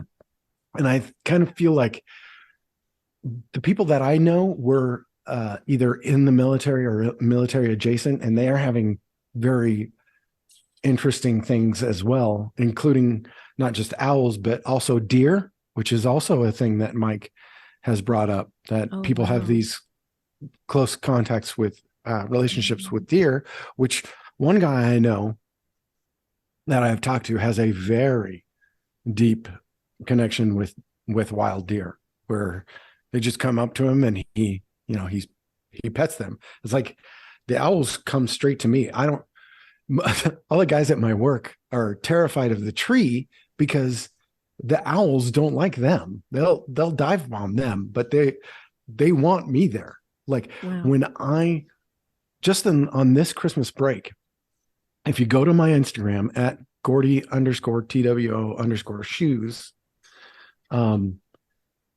there is a video of them hooting, and it was the day I got back from Christmas break. We had been off for the Christmas week or whatever, and I miss them just as much as, and more than I always assumed. They're not going to miss me. I miss them. And I go out there and they're waiting for me. They're like, oh yeah, woo, we're back, getting back together, Parliament. That's and awesome. So I get those kind of confirmations that it's not just me, it's them seeking me too. I don't take for granted that I work at a place where 5 feet away from where I park is the owl's nest, and 10 feet away from where I park is their tree. And that was the perfect setup at the perfect time. And I found out later that those owls weren't there before I got back. They were on another part of the desert, and they were nested in a yucca, and the yucca had been blown over by the monsoons the year before. So they wouldn't have been in my tree had that not happened just at that exact same time. Oh. Wow. So I don't know what to tell you other than all these things are true. What that means is up for you to interpret what that means to you or how you experience it. But this is the experience. And weird is the world is way weirder and way more mysterious, but way more wonderful when you see it that way, when you're choosing your perspective, like we're just talking about. When you see it, your experience from this magical place, the whole world looks different. Everything is different. And that's not just just looking at things differently. You've changed your brain. When that happens, they actually can trace now that your neural pathways will change throughout your life. And those kind of exercises, like when you take a different path, and when you walk, you should take a different path. Don't take the same, don't do the same thing every day. I do that. I change it up. Yeah. Yeah. Same thing and with when driving you do that, too. driving and eating, don't get stuck in the same things, do a little bit different workout, try yoga, try Qigong, try whatever, try resistant bands. You don't have to go to a gym if you don't want to, or, hey, just go walk outside. That's the best thing. Get some sun without your shirt on, My sun Get gazing. yeah, do your sun gazing in the morning. Exactly. Exactly. It changes your brain. And that was my only goal. That was my only goal coming back from rehab, because I knew I knew at one point I was a smart guy. When I came back from rehab, I was dumb as a box of hair. When I went in, I couldn't think my way out of a wet paper bag. And so I did everything I could to rebuild that, do high fat diet and meditation, and do everything changing, constantly change, little changes, not big things, but you choose something better for you, better shoes. Who cares if, don't dance in the kitchen, sing to your food, those kind of things. It changes you. And you do this because it changes you, not because you're afraid you're going to look crazy to your kids. Your kids already know you're crazy. Who cares? If me figuring out Qigong looks really stupid to begin with, it'll get better. You'll get better. You'll find the smooth. You'll find your rhythm. Once you start finding those magics, who cares what you look like? Who cares that you're going out, you look like a slob and you're going outside with your shirt off? Because, you're doing it for you. You're not doing it for your freaky neighbor who's judging you. They're just going to judge you anyway. Why do you care? Exactly. Yeah. Well, I think that's a great place to wrap it up. I mean, some nice words of wisdom right there, honestly. And it goes back to that whole validation thing. If you're getting your validation from exterior sources, right, or from inside, Mm-hmm. Are you listening to nature? Because nature will validate you. Yeah. Oh, just being quiet and listening and just sitting with nature and connecting with it. Yeah. It'll react with you. I guarantee it. Go look at the sky at night, people. That's what you should do. Yes. Go take a walk at night. And you're in the desert. Go take a walk at night. It's the most beautiful thing. Get out there. Yeah, exactly. I'm always trying to go in the woods at night. I was out a couple days ago, Saturday night, I think, and the moon, it was dark, couldn't see the moon, and then out of nowhere, thought I saw something on the horizon. Like a minute later, it was the moon, doing a moonrise. It was just amazing. Yeah. So get out there, people. Yeah. Well, where could people find you, Gordy, if they want more from you? Okay, I have a YouTube channel that I rarely plug, but it's got lots of cool owl videos and some nature walking and stuff on there. It's Gordy Two Shoes, TWO. And I have my Instagram. If you want to just a shit ton of owls and kind of my natural experience, I share on there. And everything's real. It's all straight from my camera. I don't share other people's unless it's something I'm like, okay, this is cool. There was a guy the other day that had taken a shot of a coyote just sitting on somebody's car out here, just waiting for. It looked like it was waiting for those people to come home. It's like, yep, you're gonna pay attention to me now. It's like, nature is reacting to us. We've got freaking jaguars coming back from Mexico. We've got fireflies in the desert. We've got tree ops up there in northern Arizona. I saw a raven yesterday on my walk. Is that rare for where you are? I mean, I see them sometimes, but not like super often. Yeah. See, there you go. I mean, whatever that is to you, like birds and nature's, like spirit animals are a real thing. When you see something that looks like it's trying to get your attention, it probably is.